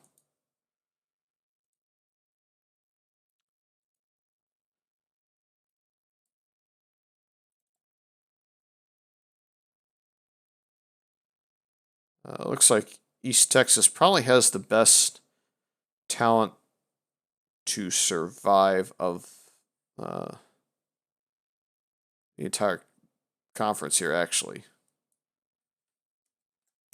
So if they manage to get in, they will be a near automatic lock. They have two people graduating this year. They have Mixon, it looks like, and Barrington, but then they have Kramer, who's got height to be a big. They've got Benedetti, who's got a height to be a big. They've got Campbell, who's got the height to be a big. And they've even got Chaffa down there, who's at 111 right now, who's got the height to be a big. That are all going to have enough skill index to potentially start and play even at a Division One basketball level. So height's definitely not an issue with this team. Defense doesn't look like an issue to this team. It really looks like the only thing that they lack as a team is they don't have a lot of players that are very fast. They just have some decent speed in spots, and they have some poor speed in spots. But I think this is one of those teams where it doesn't look like they have a great deal of talent, and maybe they're not coaching the talent to the fullest of their abilities, but I would be more confident in saying that they have a chance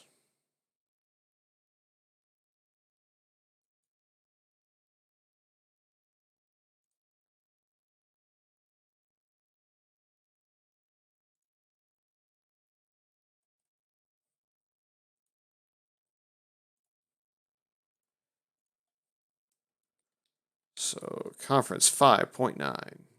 Nazareth, George Fox, Ithaca, Virginia.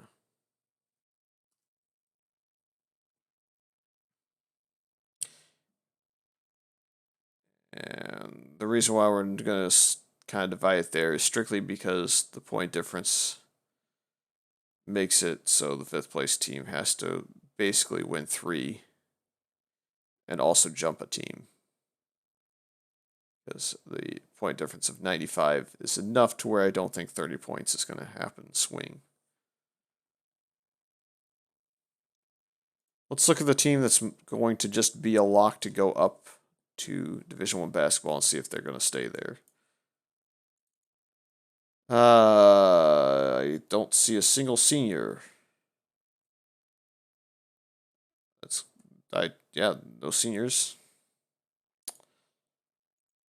Not a great amount of height, but not so poor that they couldn't make it work, I think. Got Burton, Hopkins, Montoya, McNulty, McCurdy. The last 2 are really far down the depth chart, but they should be capable of playing 10 minutes, 12 minutes, 15 minutes for them. So, I don't know. I don't see a lot that tells me this team can't stay up once it goes up, just because they're not going to lose anybody. So, if they're playing this well with this team now, then next year they're not going to suddenly be bad with it. They're going to be pretty good.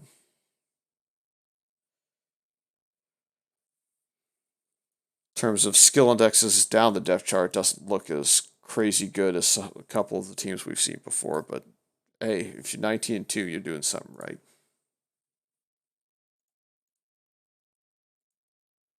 All right. 1, 2, 3, 4, 5, 6 graduating. 1 in the 140s. It's going to stay. It's guard height. George Fox is going to struggle.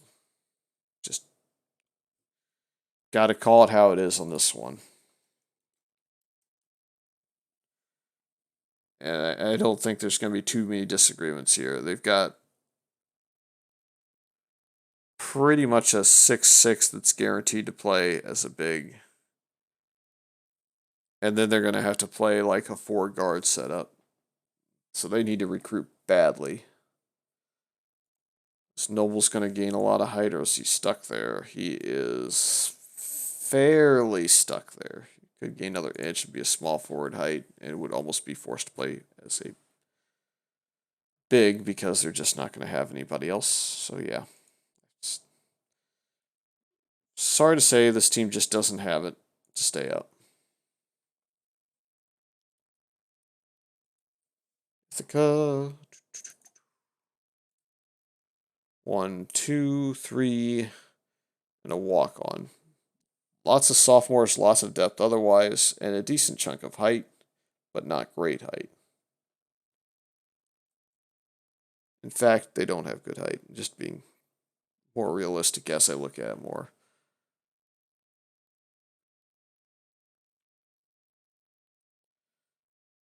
I think I would just about say probably no to no range here.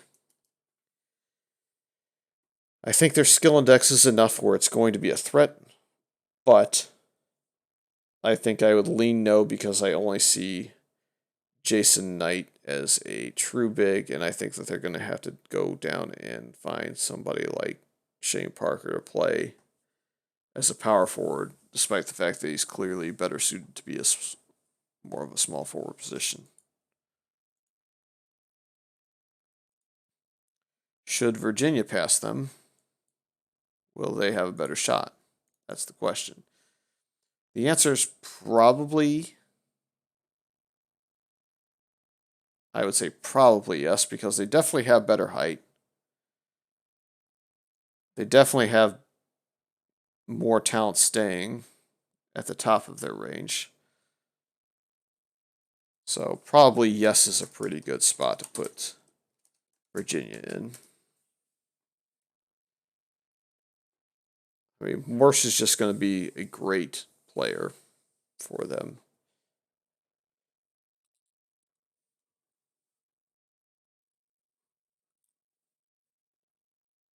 You're looking at returning bigs Connor Duffy.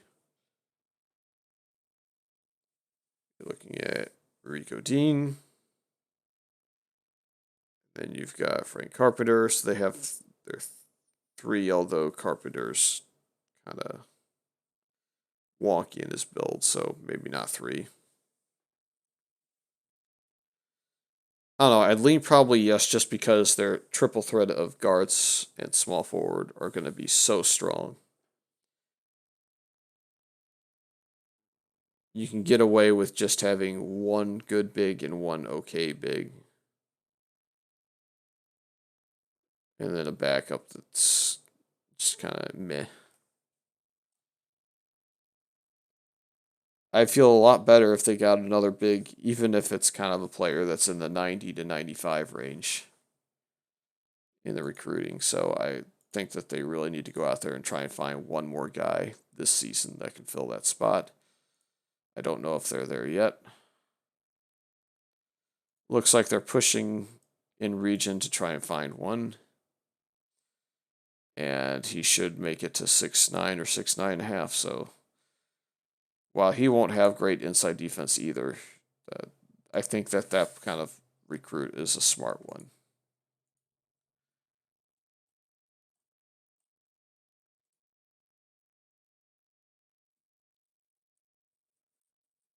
Hey, look, a team that's locked as far as the top three. So Conference 10 has 1, 2, 3.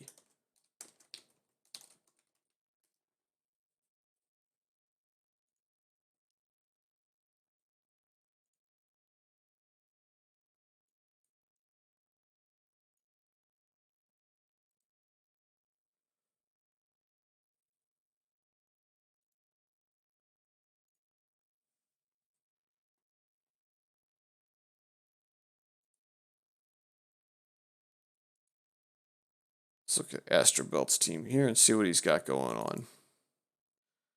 Losing a couple of decent walk-ons, losing the top two guards, keeping their top two bigs. So are Bernard, Houston, Cash, Harlow, and Eccles good enough?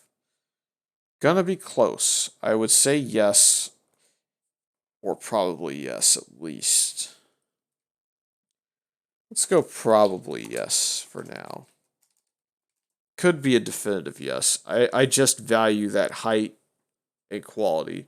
In fact, just the 19 rebounding alone on center to me coming back. They're just gonna have to be that much better than everybody else at rebounding with those two numbers there. I just don't see a way for them not to be strong. Yeah, Brad Ash is the next best big. Beyond that's a little bit scary.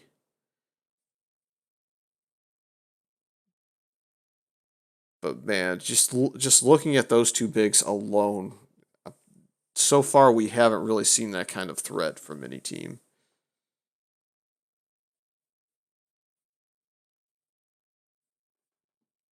At least not with those rebounding numbers. We've seen enough bigs on other teams that have, decent ratings across the board, kind of in the 130s range. We've seen multiple teams with 3 or 4 bigs in the 130 range. But you're basically looking at a double 150 with huge, huge rebounding. Like their value is probably going to be at least a 34 come non-conference next year.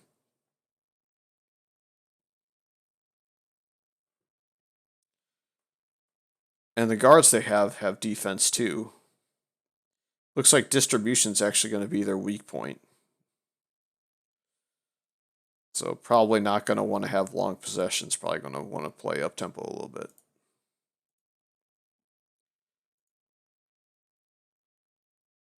All right, first.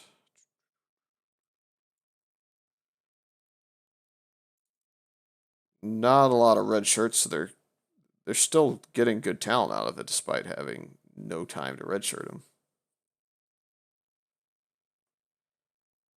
Oh, they're losing their power forward and their center, and losing their shooting guard. So their replacements coming in don't have enough height at all. Oof. I think this is the other way, unfortunately. I don't see enough height coming in. So with those two players gone, your next best big is probably Joe Shearer. And then you're playing somebody that's 6'4", 6'5", 6'6". They are recruiting in some talent that looks like they've got some height. They've in fact finished their recruiting class. Tay Morgan is going to stop where he's at, but he's the most ready. He can come and play right away. Terrell's also at the limits of his growth. And Logan might gain an inch, so they'll have one more big coming in, but it's just not enough height here for me to like it. If they stay up, it's going to be because their guard play is just that good. I think Myers is almost going to have to play power forward despite being quite short. Hopefully he's got good vertical or wingspan. He's almost got the 7-foot wingspan. He's got a 30 vertical, which is not great, but not bad. So we'll see what happens. But I'd be kind of surprised if I am wrong on that one. So we have 2 yeses, a probably yes, and a couple of no's. So we're looking at 2 or maybe 3, depending on if Virginia can run down Ithaca George Fox. James Madison has a star talent player that's going to come back. They're going to lose their small forward. The glaring weakness I see right off the bat is inside defense, and it's not so bad that they can't overcome it because the 2 players that are likely to play as bigs behind Blake Green, perhaps. He's set up as a point guard, but he can almost play any position right now. Point guard, shooting guard, small forward, all relevant. Power forward, given his high strength value, can overcome his low inside defense, I feel. Yeah.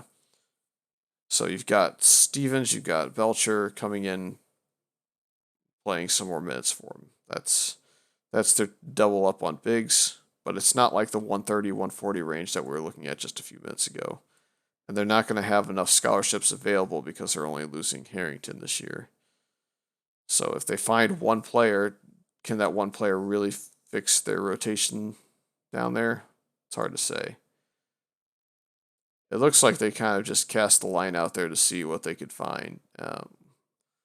While I don't hate that strategy, it looks like they're basically going to have spent a lot of contacts in state on players and just not come up with anything out of it. Might be unfortunate because it looks like the 2 players that they would have wanted the most have already committed elsewhere. So for me, it's a probably no. If they stay up, it's because of one Blake Green. Because their next best players are guard height players for basically the foreseeable future. I mean, basically all the way down into 110 range.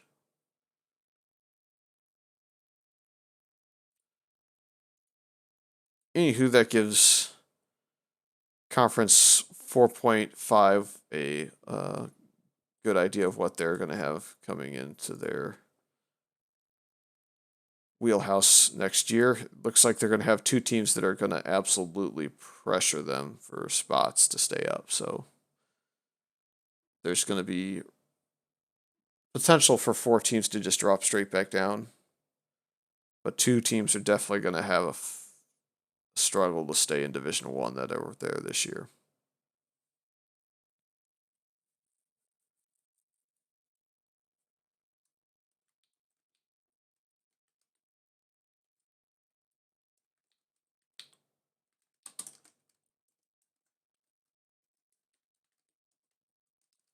Looks like 11 is a 4 team race at this point.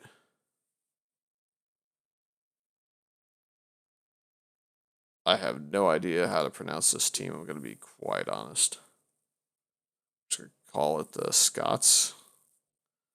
Probably McAllister, but I don't want to butcher it too much because somebody from that school might find out and get mad. But yeah, 2 seniors at the very top of their list here. They do have better height. That's not going to graduate. And they got Stevenson and McLean that have very good height and very good rebounding and defense for their height levels. I quite like this team despite the fact that the depth chart is going to look pretty limited. I would list it as a probably yes for now. I think that their weak point is if they foul out, they're going to have nobody left really that I would feel comfortable playing with. I mean, you've got 4 players that are like 130 plus, and then you're looking at a bunch of players in the 110s. So, oh man, this I mean, just change it now. It's close. So, they've got the 2 guards, they've got the 2 bigs. They're going to be back. They've got 3 players coming in, 2 of which are talented enough at either, I guess, passing, basically. Actually, no, you know what? They're not really that talented, are they? Colburn, I think, can probably become a point guard with a little bit more fine-tuning. But Crum, I struggle to see where he really fits as much of anything outside of a 6th-man defensive player. And his defense is probably not going to be stellar. It's just going to be good. And I think it's only going to be good as a guard. It's not going to be good as a small forward, despite his height being better suited to play that way. And then the Chinese international is really far behind, doesn't have any inside defense at all. So another guy with kind of small forward / big height that just does not have the defensive capabilities. Solistas are probably no, but the 4 players that they're going to have starting are almost good enough to carry them as starters against most teams. I just think that when they go to the bench or when they foul out anybody of those 4, they're in deep trouble. So can they win enough games with those 4 is going to be the big question. Arkansas Tech. Losing 4 seniors at the top of the list, losing 2 more walk-ons that have decent talent.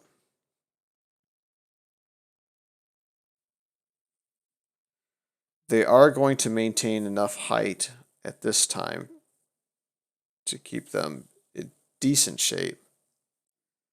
They have decent depth as well as far as skill index. It's not the highest skill index depth, but you're not going into double digits for skill index playing right away. I think I would list it more. I would lean more towards probably no. But I could see myself being wrong, you know. We look at Randolph, good shooting guard. We look at Ivy, good inside shooting. Not great defensively or rebounding, but great inside shooting. Should be dominant there. Then you've got kind of another decent inside defender, but doesn't have the height really to be there in Rielis. Cannon, on the other hand, has huge rebounding and looks like he's a power forward. So I would say that they really have a starting 5 that's all going to be like 127, 128 or above. I think with this one you just say meh, because I don't know that I can really put them into probably no. It's easy for me to say if it's a yes or probably yes, I could just leave it as a probably yes. If it's a probably no or no, I can leave it as a probably no. But when I'm kind of fluctuating between probably yes and probably no, a lot of times it's real tough to say one or the other. We're going to see if the players that have less SI can outperform because their SI is in better spots than their opponents. That's what that team is all about. Arkansas Tech is either going to win because the attributes in the right spots are better, or lose because overall skill indexes are lower. Looking at Rice, I'm looking at their skill indexes and their heights alone and saying that I like this team a lot. Yes, they're losing Guerra. Yes, they're losing Chambers. But then you look at what they've got staying. They've got their point guard that's going to stay. They got a high height, kind of small forward slash more shooting guard than anything else.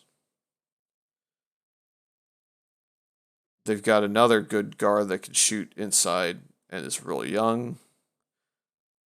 They got 3 or 4 players in a row after that that are all 6'9" and above, 3 of which have good rebounding, 3 of which have good inside defense, 3 of which have good inside shooting.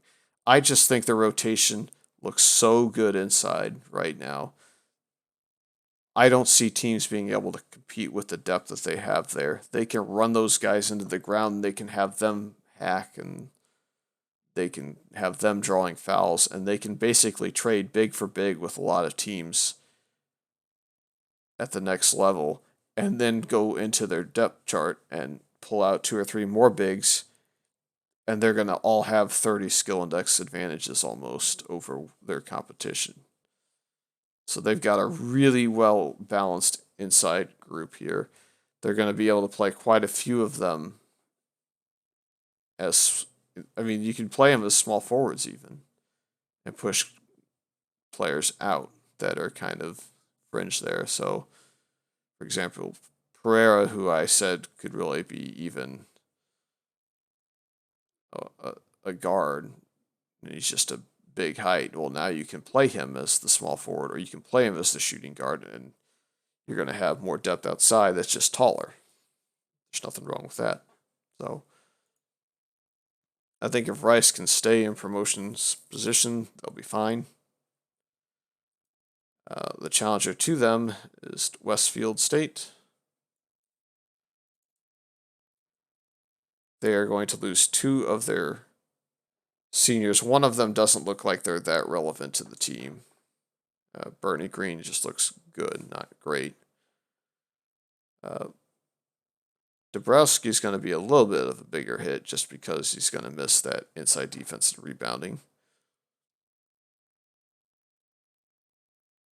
However, there's enough height coming onto the team now that's in the 120s already, and it further goes down the list into the basically all the way down to Callahan at 7 foot, even though he's only 102.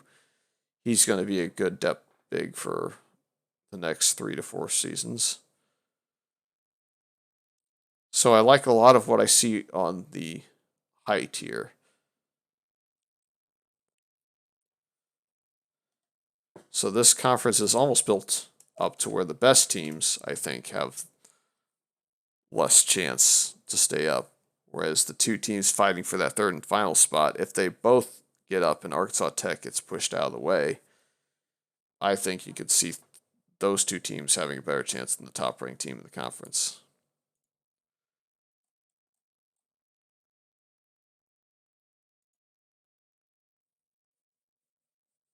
Right, Conference 12.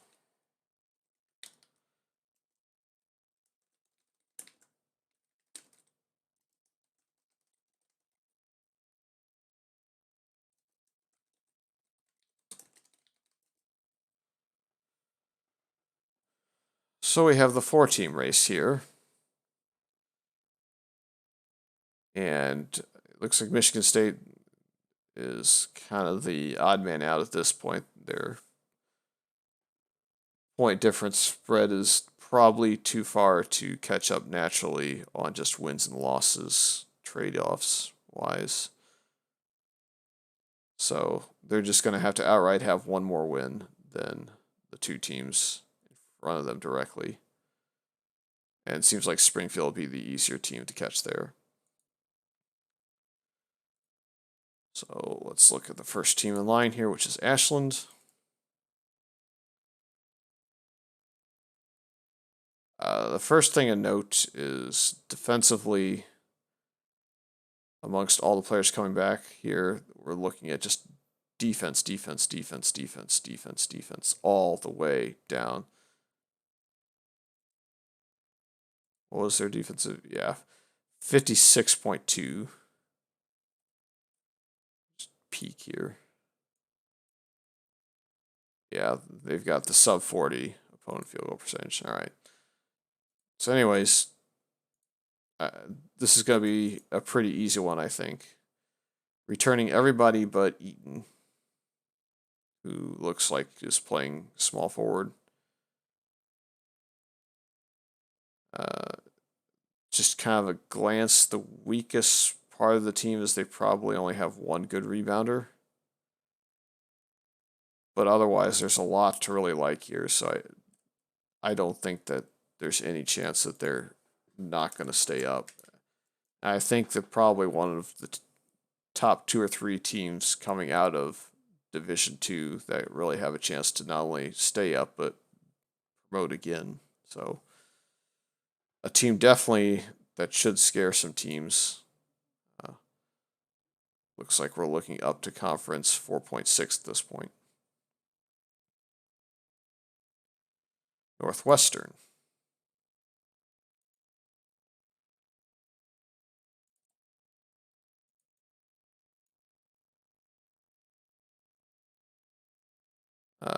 Not looking quite as confidently as a team to keep their spot when they go up. So let's see. We have 1, 2, 3, 4, 5 players going to graduate here. We have 2 players that we can say with confidence are going to have enough height. They're bringing in an international that should also have enough height but doesn't have the inside defense.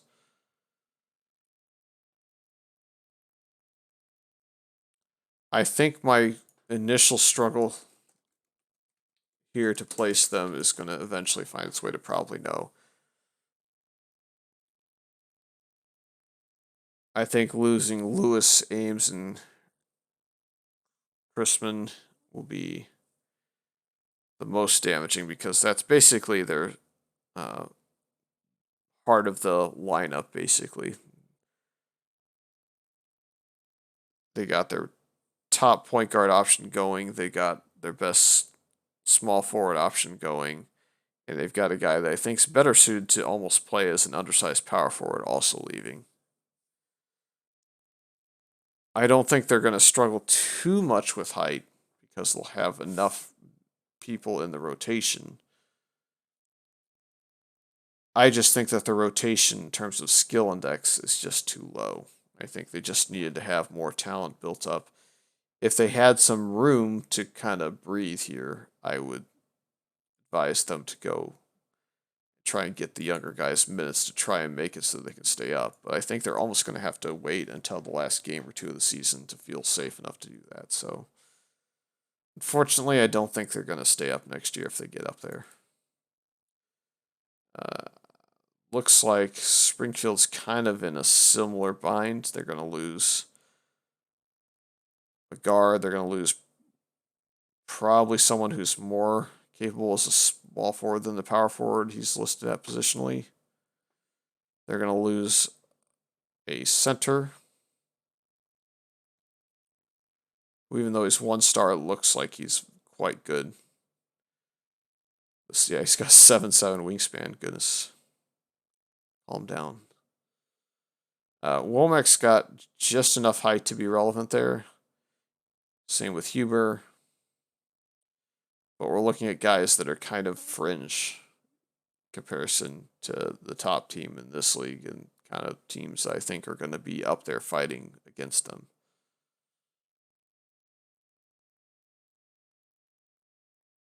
I think this could go either way in the end, though. I think that I would probably no. Well, you know what? We'll just list it as a meh. I think it's legitimate to go either way.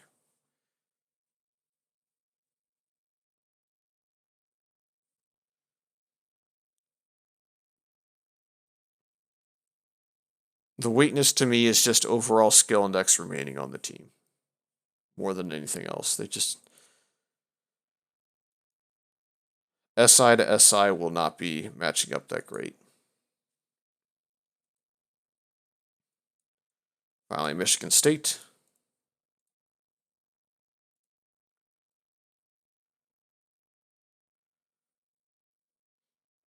And we're looking at a situation here where they're not going to graduate anybody. So if they can sneak in past Springfield, I think just the overall SI growth of the players would be enough for them to go from being a fringe promotion contender here to a fringe nearly promotion contender at the next level. It looks to me like height is their biggest factor right now going forward, because after next year they're really going to start to lose a lot of their depth at that spot. They're going to be down to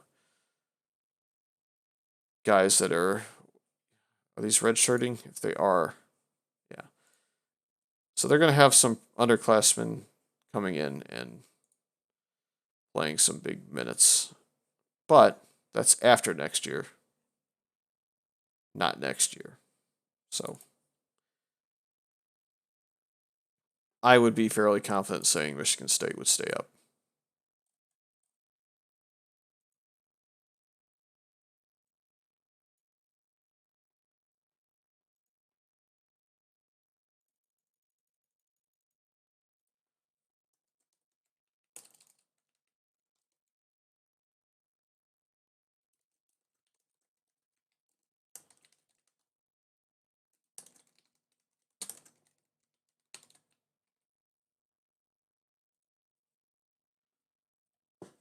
All right, we got 4 more conferences to go on the home stretch here. So I'm going to look less statistically at them at this point and kind of go straight into the teams.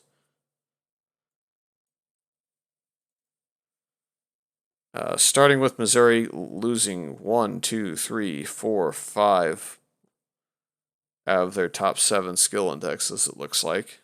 So that's really going to be a bit of a problem for them. They're going to keep Krieger, who's their star player. They're going to keep Khalil Knight, who is quite a good guard. So 2 of their guards are going to stay. They're going to have 2 really good players at a good height. They're taking kind of a risk on a really low-hanging fruit in Devin Bennett, looks like, as far as height down the road.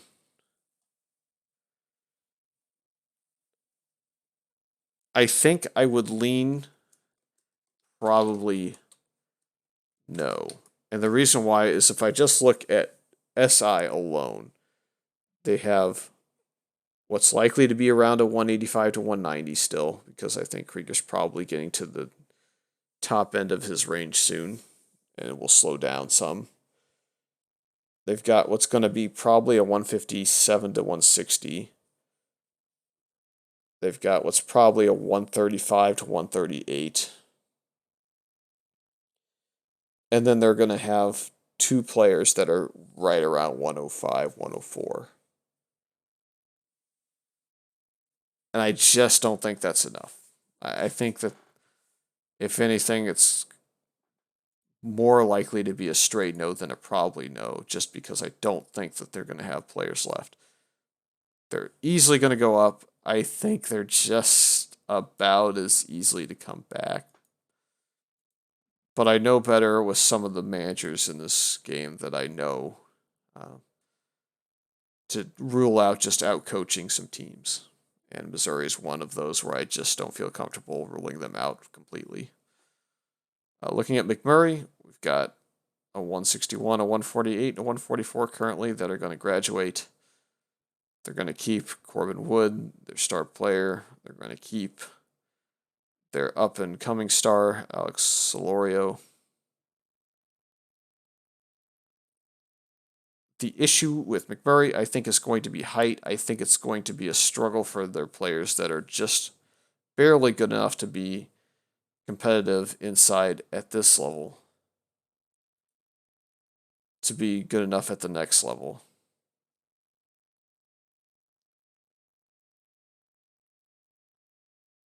In comparison to like baseball terms, these are players that at AAA are going to hit real well, but then you move them up to the big leagues and suddenly the pitcher's quality goes up considerably and suddenly their hitting performances don't look as good at that level. I think the height on a big is kind of similar to that.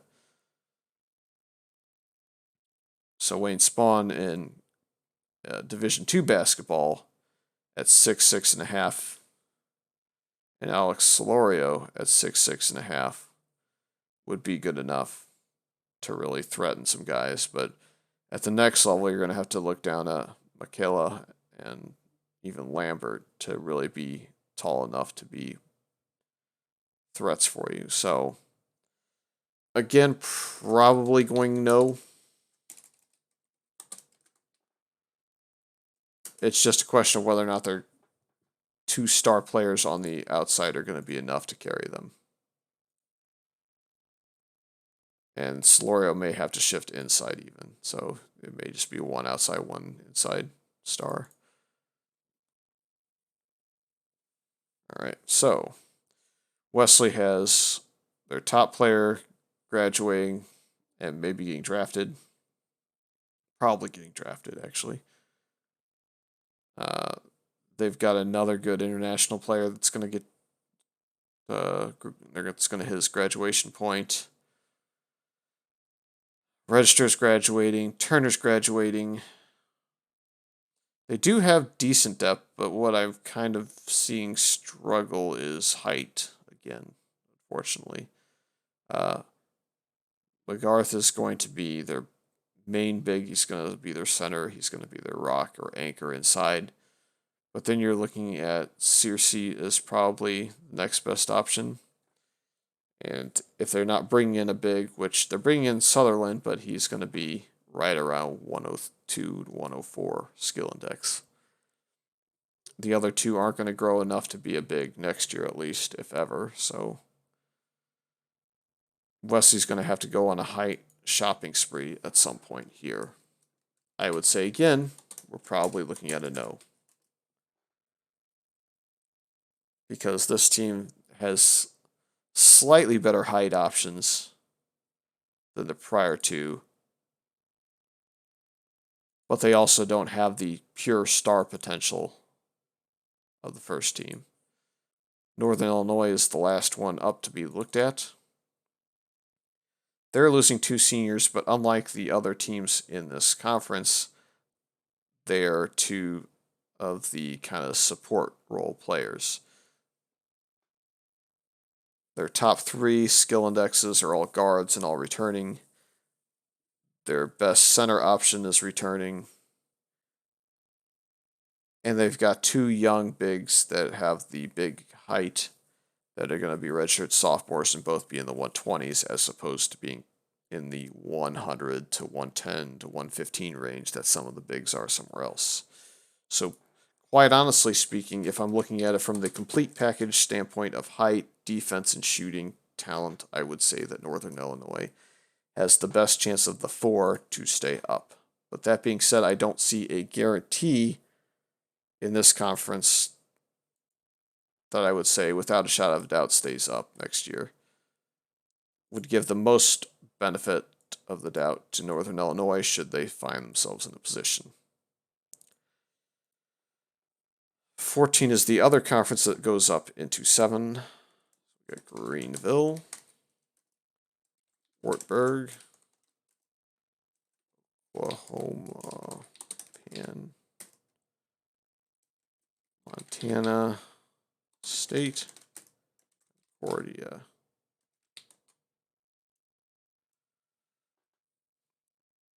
All right, the most obvious one that's going to promote so far is Greenville, losing 3 scholarship players that are seniors, losing a fourth that's a walk-on, and their height from there is not great at all. It's basically going all the way down to their freshman class with Jarvis Green and Clarence Wolf as far as I see. They don't have a great amount of height coming in. This guy just diagnosed? No, he's literally a JUCO. They're going to have a small forward that can help them coming in. I would say my first inclination would be to just list them as a no. And it has everything to do with height. 6'10" and a 6'8", and that's it. So they don't even have enough really to fill out a third rotation. If they stay up, it's going to be strictly because their guards and their small forwards are good enough to play them through the deficiencies that they have down low. I just don't believe in a team that has just 2 bigs and no juniors or senior bigs. This team is losing its top skill index by literally a point. It's losing a big that's decent, and that's kind of it. They don't have really their traditional big height. They have Matthews at a 6'7" that can probably fit the bill. And they have Albert Maples at 6'7.5" that can probably fit the bill. And their rotation beyond that is non-existent really for total big height. So they'd really be stuck running 6'5.5" and 6'5s. So I would say probably no with this team for the same reasons that I said outright no for the team before. The only reason I feel a little bit more confident is the skills from the starters on this team are a little bit better than the starters for Greenville going forward. So Wartburg may have a better chance. Then we've got the glut of 3 teams that we don't know which one's going to kind of make it into that final spot. I think the other 2 feel like they're good enough teams. Oklahoma Panhandle is going to lose their top 2, which look to be their shooting guard and their small forward. They're also going to lose kind of a backup guard and a backup big / starting big right now. I'm not sure where he's at specifically. They're holding on to 2 players that can play as bigs, though. Bobby Wilkes at 6'7", Victor Castro at 6'11". All they really need is one guy to come in and help clean up the rotation. So if they can recruit one big to go with this, I think I would shift them from a probably no to probably yes. But right now it's probably no. It's the best of the 3 teams so far, I think. Recruiting-wise, they're chasing someone down in Oklahoma. They're fighting someone in South Dakota for him. He probably gains another inch at least, so I think that's probably a pretty good guy for them to get. If they land him, I would change them from probably no, maybe to all the way to the yes, because he'll be coming in at probably close to a 115. So we'll see what happens there. We'll have to watch that recruiting battle. Montana State.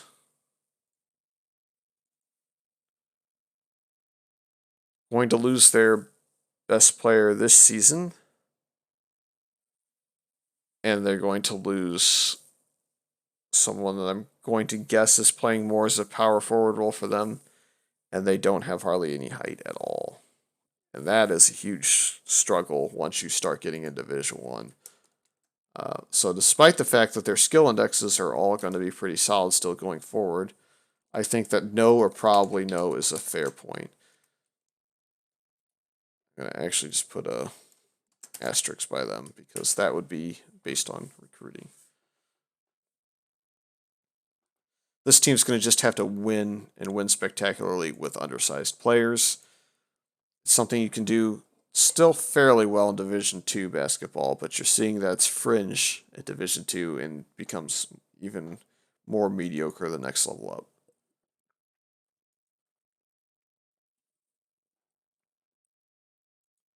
We got Concordia Chicago as the last team on the list for this conference. They're losing a walk-on big that's actually got some pretty good talent. They're losing 1, 2, 3, 4, 5 more. It's looking bad already. Is there something to save them from a no? Let's take a look. They got a pretty solid small forward that can probably shift into the power forward position at 6'6.5". Their next best big option appears to be their freshman level players. I like Cummins a little bit more than I like Tang, just because I like having at least 2 of the 3 between inside shooting, rebounding, inside defense looking fairly solid, and I think that they're looking at Cummins as a guy that can be a good inside defender and a good inside shooter, whereas Tang is really just going to be a slightly better defender than Cummins, but is not going to be able to rebound at all, which Cummins isn't great at that either, and his inside shooting also looks to be very pedestrian. They are bringing in, however, a JUCO big. Oh, I now can shift. Hold on. I am glad I looked down here. Okay. Well, that changes things a lot. You can't really afford to redshirt a guy like that. So if they get into a position, I think I'm almost willing to go this way with them. That's how big and how important both of these JUCOs are to their team's success. Wow, they made some big strides in JUCO. Congratulations to them. And even their long-term options, if Cole's actually going to gain some height still, let's see. Yes, he started at 6, so he's a late bloomer in height. Wow. Not the best inside defender, but he's got rebounding and decent shooting, so he could be a power forward, perhaps.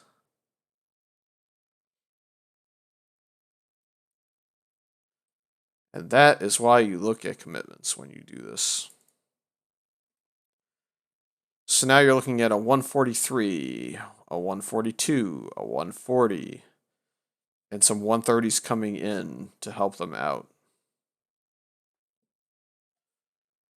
Yeah, I think probably yes is actually a really fair assessment. I don't think it's a guaranteed yes, and they have to still get there. They're currently in a situation where they have to basically +1 Oklahoma, Panhandle, or Montana, or they would have to have Wartburg fall off because their difference is not quite as good. There's a big game coming up between Wartburg and Oklahoma Panhandle, so one of them's losing tomorrow. Let's see. Concordia Chicago is not going to face anybody big tomorrow. They're going to face somebody that's struggling to stay up. So, I mean, if this team goes and makes it in, then I can see them being a team that can kind of make noise at the next level. I'm very, very close to shifting them straight up to a yes because of 2 JUCOs coming in. Very, very, very close.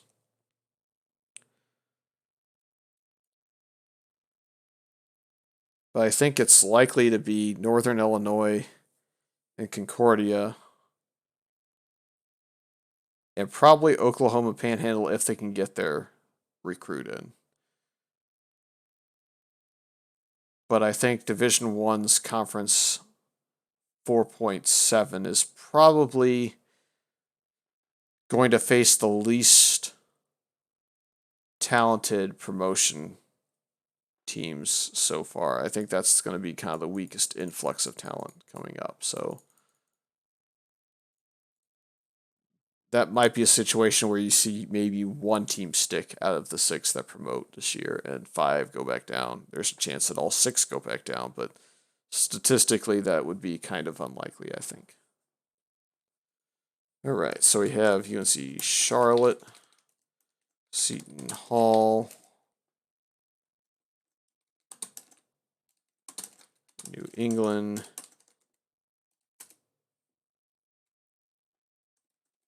Colby Sawyer.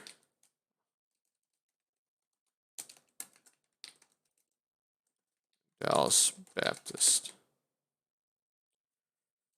Dallas Baptist is probably going to have to make the biggest jump. But because there's not a dominant team in this conference, I can see a situation where they could make it. The problem with UNC Charlotte's pretty glaring to me right away. They have a lot of scholarships available and are only bringing in one. Unless they're just getting really unlucky, that's not great. And it's very clear that they are not recruiting that much talent. So they are going to struggle, I think, to stay up. They're losing mostly guard heights, but they really only have Mayer as their top big. I guess they have two. Hanson's not bad at all. So this is one of those rare situations where they have the big talent stay up. They have a 3 rotation. But my problem is they just don't have enough players left. They're 163, 149, 146, 138, 118. And then they have all walk-ons and a JUCO. So it's just not enough talent left. Despite the fact that it's all going to be upperclassmen. Seton Hall. Same exact boat. 1, 2, 3, 4, 5, 6, 7 players graduating. They're going to have their 158, 13 potential. Entering a senior season, they're going to have 1 freshman. They have a JUCO coming in to fix one of the spots. They have Montaka coming in to play guard. But that's a 4-man team. That's strictly 4-man.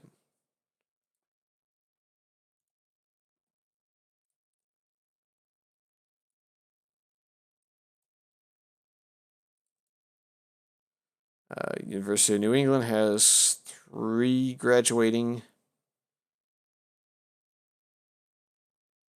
Looks like a power forward role. A shooting guard that's not really good at shooting. And a shooting guard that's slightly better at shooting. They're promoting it up to the graduation level. But they're going to go out with potentially, if they can hold on, putting their team into Division I. So, hey, that's always a nice feather in the cap on the way out from school. They do have 2 players that are good bigs that are going to still be there next year. One's even going to have another year after that. They're going to have a good point guard. And they've got a lot of depth there. So I think of these teams, I think that this is a probable yes to stay up.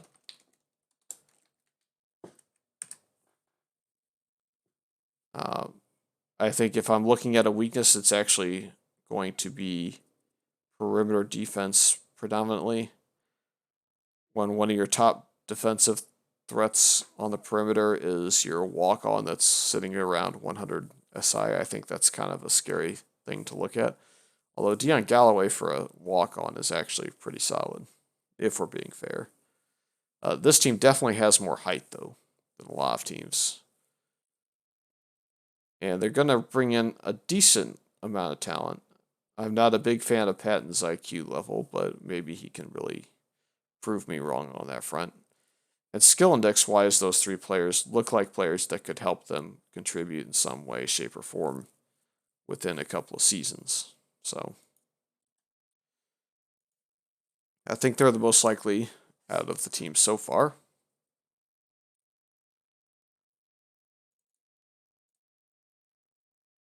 Looks like Colby Sawyer is losing their best player and their shooting guard. They're losing their small forward. They're losing their power forward. Well, sort of their power forward, not the best defender or rebounder, so more or less another small forward.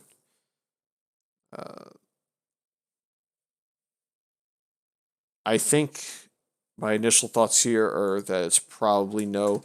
They do have the height. They don't have the skill indexes across the board because they're going to be 145, 144, 130, 128, 127 as their top 5. However, they're probably going to need to shift down into the 103 or the 98 to get their height to the point where they have a starting 5 that makes sense in terms of height. So their other option would be to shift someone that's not great inside defense. Not that they have a great inside defender, but their only other option would be to shift McCarty down, and don't see that really working out too well. In fact, there's just nobody on the team right now that can defend inside outside of their graduating player. Because, I mean, look, you got Schultz, 5 and 5. Going to be great rebounding, going to be great inside shooting, but no defense. Robinson has no rebounding and no inside defense and is a perimeter defender. So that's why I said that they're losing a guy that's more or less a small forward rather than a power forward. If you look at Pollock, again, 6 inside defense, 5 rebounding. So great inside shooter and great shooting threat in total, but losing some defensive capabilities and some ability to get more possessions for your team. And then the other bigs that I was looking at for them to fluctuate into have just really bad inside defense again, 3s, 4s. So that's why I'm saying no. I just think that their depth chart does not have the right kind of talent down there.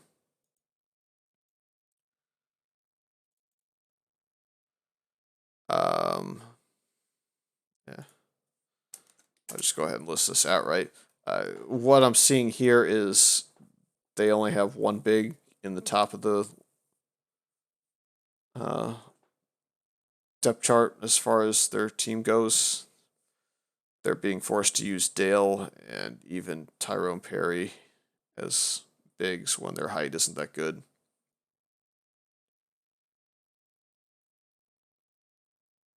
And I just don't see anybody down the depth chart that's going to help them a lot. I mean, their best height is down at 88 and 75 skill index. So I think they're just losing too much talent, and they're not going to have enough bigs to compete.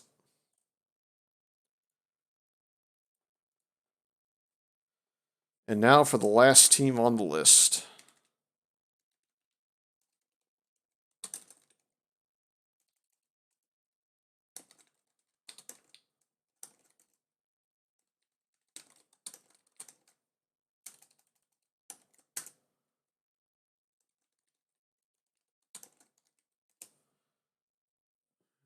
The top 4 teams are listed.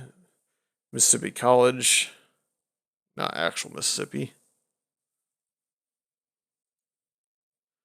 losing their 172, their 167, their 164, keeping the remaining 6 scholarship players, and bringing in 2 players that should be capable. One looks like he's probably going to be capable of growing a little bit more. Let's take a look. 5'11", so 6'7" is probably his cap out height, so should be power forward capable if he gains a few inches. CJ Sullivan's never going to make it to a 6'9" projection. I don't think he's going to make it to maybe 6'7.5" would be my guess right now. Gain 3.5 inches, then 1.5 inches, something like that.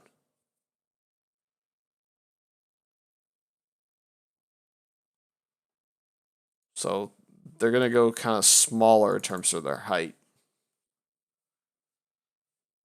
And that's good to get you through Division III and Division II basketball. But once you get Division I, again, I think you kind of need to be in that 6'7.5", 6'8", 6'8.5" at power forward, and kind of hope to find a 6'9" plus at the center position. And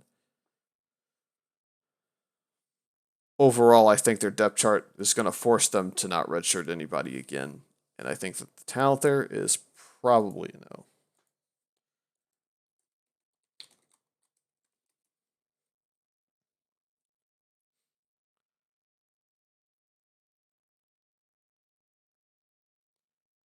If they manage to stay up, it's going to be based on shooting alone, though. Because if you, I think if I shift this down far enough to that, actually, I need to kind of go. Let's see if I can cut this off properly. There we go. If we look at from this exact view, you can take a look at all their defensive values. It's, if you look at Hennessy, it's the 3 and the 6, and you just kind of go down that line there.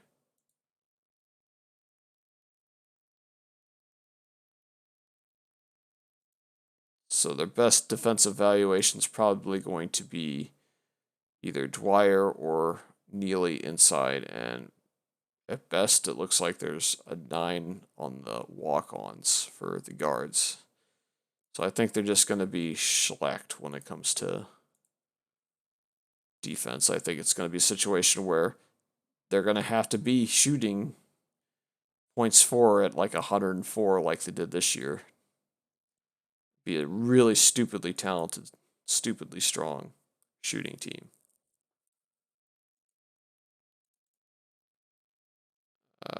Texas A&M International. Looks like they're going to lose an A potential, so that guy's probably not a huge loss because his 124 is basically backup minutes.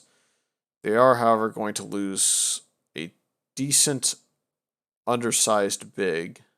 I don't know if I would have played him at center, but certainly someone that in Division 3 and to a lesser degree Division 2 you can play as a power forward and get away with it. Their inside shooting otherwise is just kind of average across the board, so they kind of are losing their big punch inside. Perimeter defense-wise, though, this team's going to be really strong, and even inside defense on their small forward / power forward and Mark Taylor, they're going to have enough there to be able to stop a lot of what the other team is doing. Unfortunately, I think what's going to hamper them is size. They don't really have a lot of great options coming in, either the commitment pool or on the lineup card further down. There's just not a lot of options there. I think probably no is the most fitting answer because they just won't have enough people to fill out their depth chart. I can only see them really going too deep. Their third one's going to have to be a guard playing for them. So it's unfortunately a situation where I think they're going to just lose games because they're going to fight guys that are 6'10", 6'11", with 6'5" height. You can add Western New Mexico to the list of not in great shape. They're going to lose their 173, their 163, their 144, their 138, and their 123, and then their 113 that I don't really think is a huge loss, but they're losing him. So they're bringing in just the one player right now. They're going to have a lot of open scholarships available, and they're basically going to go in with a lineup of 142, 136, 133, 123, and 121. They aren't the worst off in terms of height in comparison to some of the other teams, and they do have reasonable walk-ons coming into the team.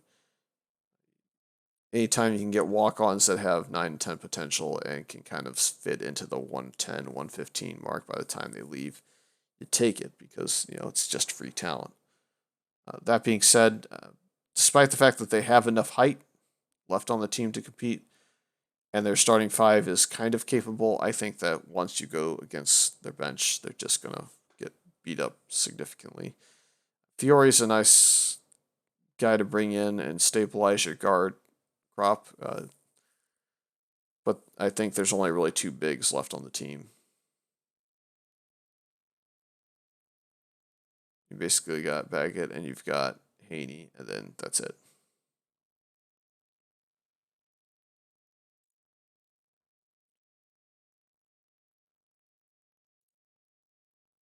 All right, last but not least, Wisconsin Lutheran.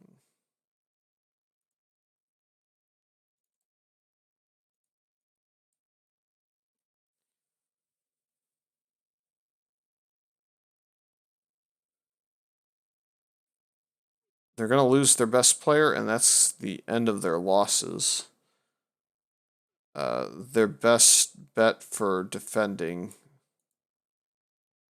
is unfortunately double walk-ons for the inside, maybe? No, Novak will be good enough to play big for them. So it's another team that's kind of struggling to find their foothold in recruiting and just can't find the size to kind of round out their team. So they're going to be reliant on Wesley Bell, who's really good for a walk-on to play some good minutes for him, I think, and Novak. And then they're going to have to go into probably a 6'5" player. I would say Wells is probably one of the options. So I think Florence's force strength would get beat up too much. And the only other person they have that's kind of got the height is Murray.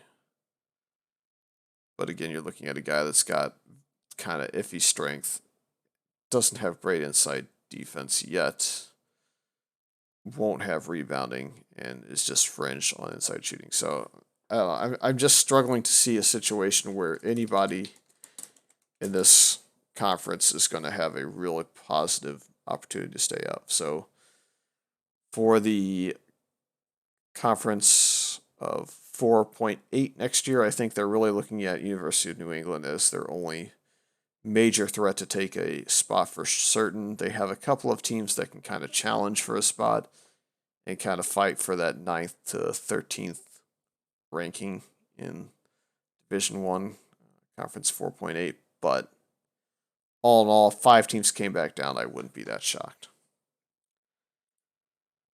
Anyways, I think I've been rambling for long enough.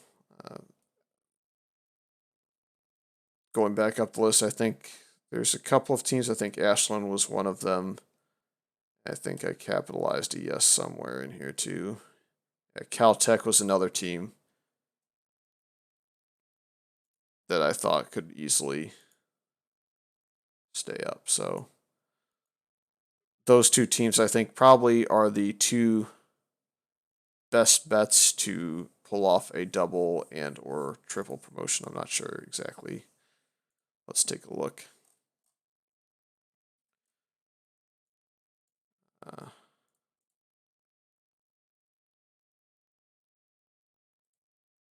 Caltech's history.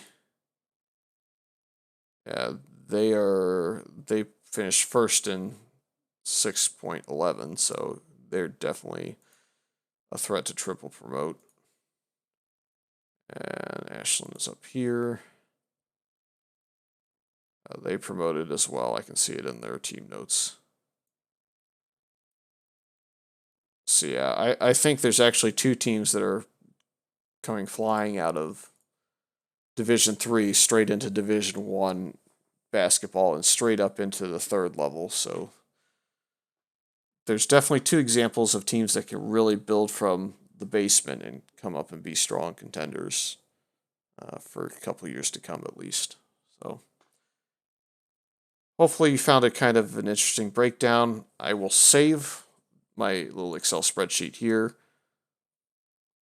and we'll go ahead and do a video that's probably not as long, breaking down how well I judged it, and we'll see if we can't do another one of these kind of videos next year. But for now, hope you enjoyed it, and I'm FurySK's signing out.